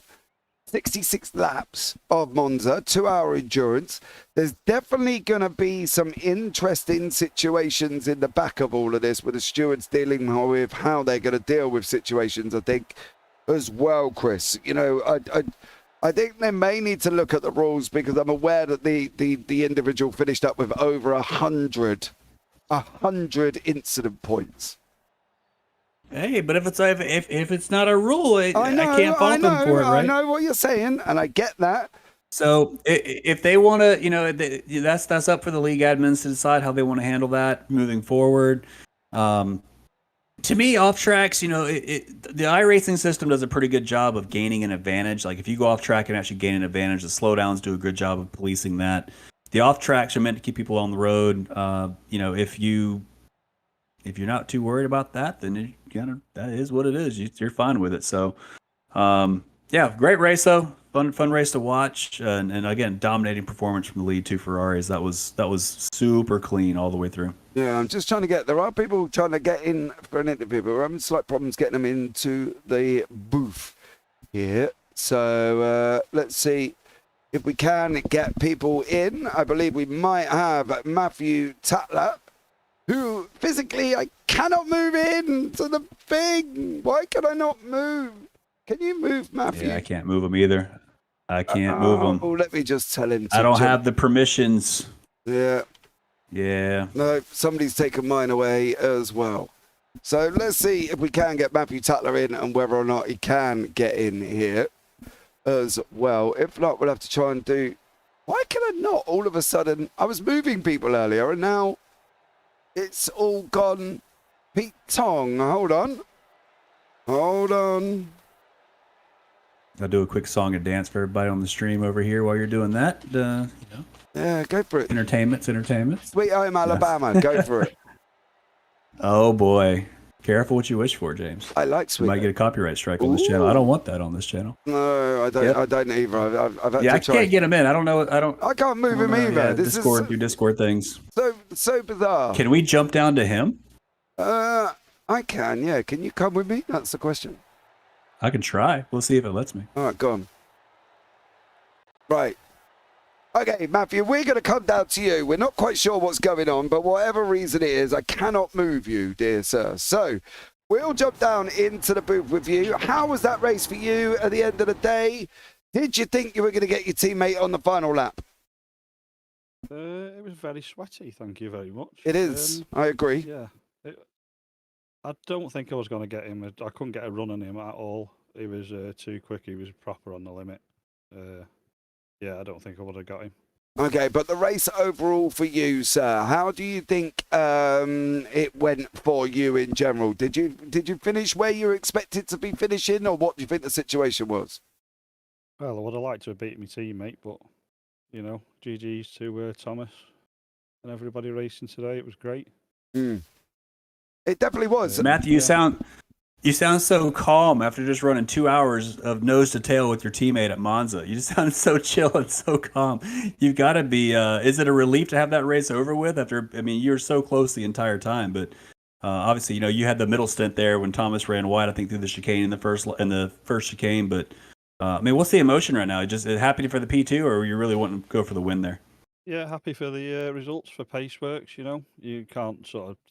Could have tried harder for that, but there was no point in fighting your teammate and potentially ruining both of your races. It's, you know, if you made a mistake, then yes, I would have gone for it, but I'm not going to fight like tooth and nail with my teammate, and I am the most stressed person in the world. Don't let this facade... I will say one thing. It was a good day for Paceworks, partly because Jerome Barn won the AMs. So yeah, you know, you've had a good day, right? I won the AM, I think. I think I won the AM. You're in the pro. I've got you as a pro. My thing says AM. It doesn't matter either way. Oh, I was going to say, Matthew, if you are an AM, I think they may move you anyway. Yeah, I'm going to get moved. Yeah, but I've got you as a pro on my list. But Jerome Barn, I've still got as an AM, so he took the AM win. But anyway, Matthew, going forward, anyone you want to shout out before we let you go? I'd like to thank Paceworks for having me, because without them, I don't think I'd be here. All my teammates for all the effort we've put in this last few weeks. You know, the score, everyone clubs together, puts a set together. And then when I saw the temps at the start, I was because we've done our set for low temps because that's where all the practice sessions were, and I was like, oh my, we're just going to struggle here. But everything come good in the end. Yeah, definitely did there as well. Well, Matthew, thank you so much for joining us here, dear sir. And we look forward to seeing you as the season goes on. But for now, have a good one. Thank you, guys. Have a good night. And you take care. Right, Chris, I think let's, I am actually going to do it this way. I'm going to be quite ferocious on this one. Let's bring Jono Cook into the booth. Jono, are you there? Hello. Hello. Okay, so... You seem to be aggressive. What have I done? I am. Well, brace yourself. Okay, go ahead. Right, Chris, are we ready for this? Why? Oh, why? What was the game plan with Mr. O'Connor? You're in the same team. What was the game plan? We were just slingshotting each other, so unless we were holding each other up, we were just staying as formation, really. So just using each other's slipstream and hoping to close up in front, but unfortunately we didn't get too much gap to the front. So, but yeah, we were happy just to sit behind each other unless someone made an error. Okay, well, I can tell you now that didn't work. Because I mean, we scored P3 in both classes. I know. Well, you actually got P2 in AMs. There's been a bit confusion with Matthew Tatler whether or not he's an AM or a pro. Me personally, I think he's a pro. I've got a pro on my sheet, but I don't know. Okay. What I was just confused about is, yes, we did mention that up in the booth, right? Me and Chris did say that they're swapping backwards and forwards, you know, making the most of the positions and stuff like that. But did you not think when you saw Patrik coming behind you, when you saw Jerome Barn coming behind you, to then abolish what you were doing? Because clearly, if you were getting caught by people, it wasn't quite working in the direction that you wanted it to.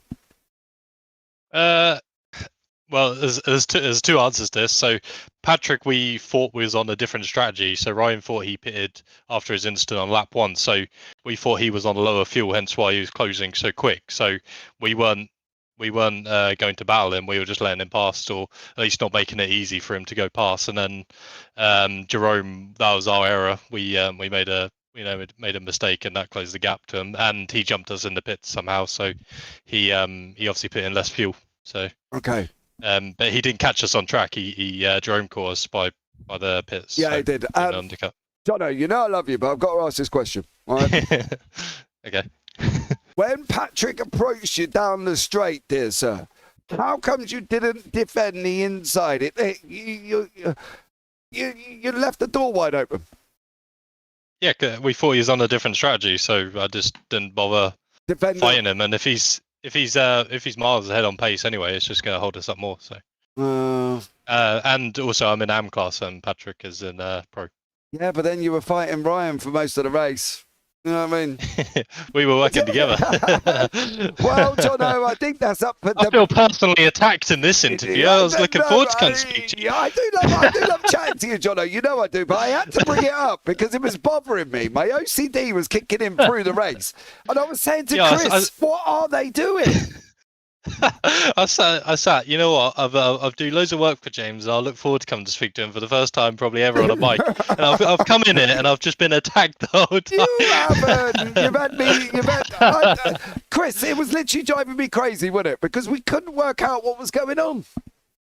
Yeah, it was hard. I mean, he was rooting for you the whole time, I promise. But it was hard because we were watching the gaps close as you guys were swapping back and forth. And there was a few times you guys swapped in the Lesmos. We were like, I don't know if that's gonna be quick, but racing's racing, right? You can do what you gotta do.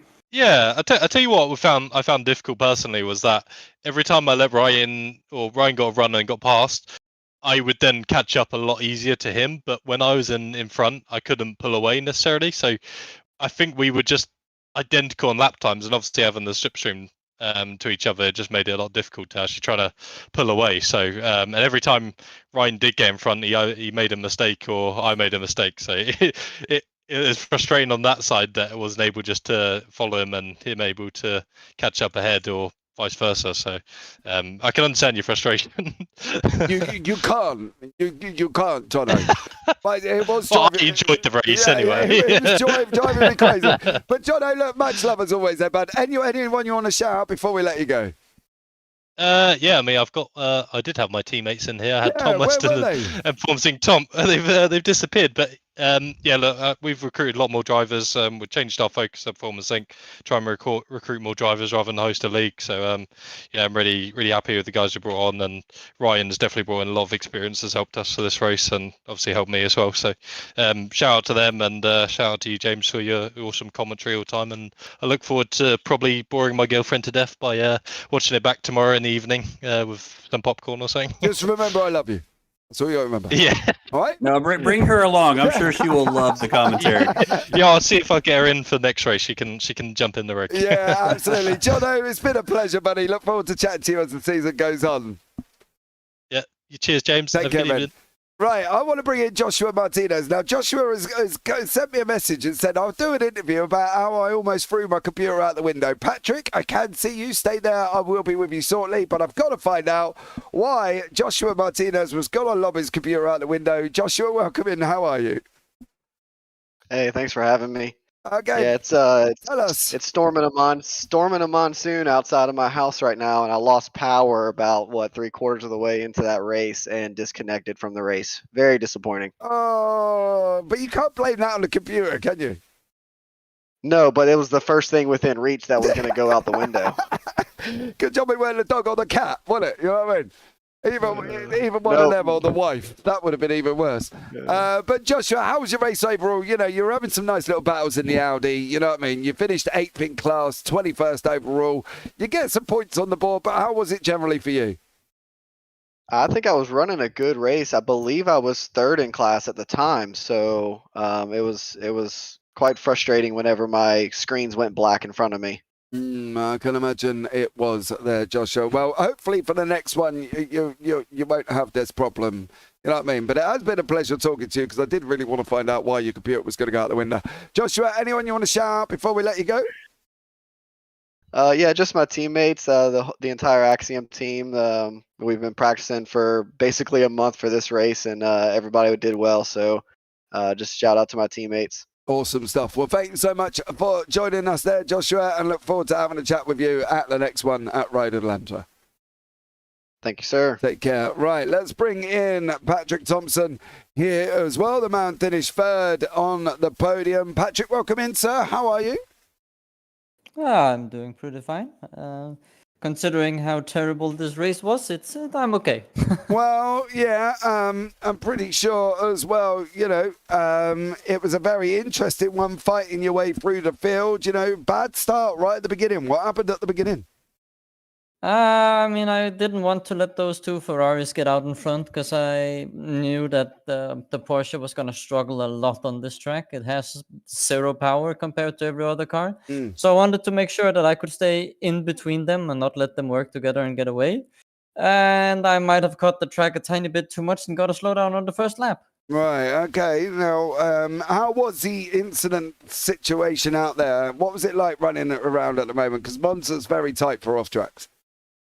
I mean, I was pushing the car to the very limits every single lap. So I think I overheard race control say that I had double the next guy. I finished up with 110 incidents. Whoa. It's a bit of a shifty number here as well. Whether or not that alone may look at a rule change, we do not know. But Patrick, going forward, you know, you've got some more competition this race. De Ruyter, Tatler, Barn, Cook, O'Connor, they've all come in. You know, you've been on the 3rd podium spot. What's it going to be like at Road Atlanta with these guys? Because obviously, if it's tough now, it's going to be tough then. I don't think it's going to be that much of a problem going into it to the next track. where the Porsche isn't just one huge mess. Road Atlanta really suits the way the Porsche is set up and what it excels in as a car. So I'm looking forward to a next race, which is hopefully going to be quite a lot easier than this one. Yeah, absolutely. Well, Patrik, thank you so much for joining us there, bud. Anyone you want to shout out before we let you go? Yeah, of course, to the team Olympus Esports and all our sponsors, and just in general the team behind here, and you as well for hosting a great broadcast. You all deserve a mention. So thank you for hosting it, and I look forward to next time. Awesome stuff. Well, Patrik, thank you so much for jumping in there as well. It's been a pleasure to talk to you. Me and Chris are going to escape back into the broadcast GT3. Oh, there we go, Chris. We're all on our own anyway. So there you go. 110 incidents. We said we weren't going to blame the driver. Fair play. The rules are rules. Whether or not that's going to bring a change, we don't know. Chris, overall, though, great race from all of these guys. Always tough 2-hour race solo. Yeah, 2 hours, long time. They did a great job, kept the car on track. The leaders did obviously the master class of just, not very many. I mean, the only one incident we saw was minor, just 2 wheels off the track, my goodness. So that was fantastic racing for everybody there. Yeah, great. What a great series. I think this is a cool series to get involved with, and it looks like it's a lot of fun. If you're in the GT3s and you want to run some solo endurance, this is good stuff. Yeah, absolutely. Well, guys, that is going to bring tonight's broadcast to an end. I hope you have enjoyed yourself as much as me and Chris have here as well. If you like your F3s, you can go and check out Dean Biggles and Ewan O'Leary. They're currently doing the IGP on the JPB YouTube channel, so you can go and check out that one. But for now, guys, I think that's going to wrap it up from myself and Chris Hannigan up here in the booth. You all take care. Have a great week. And you never know, we might see you on the track sometime. Good night.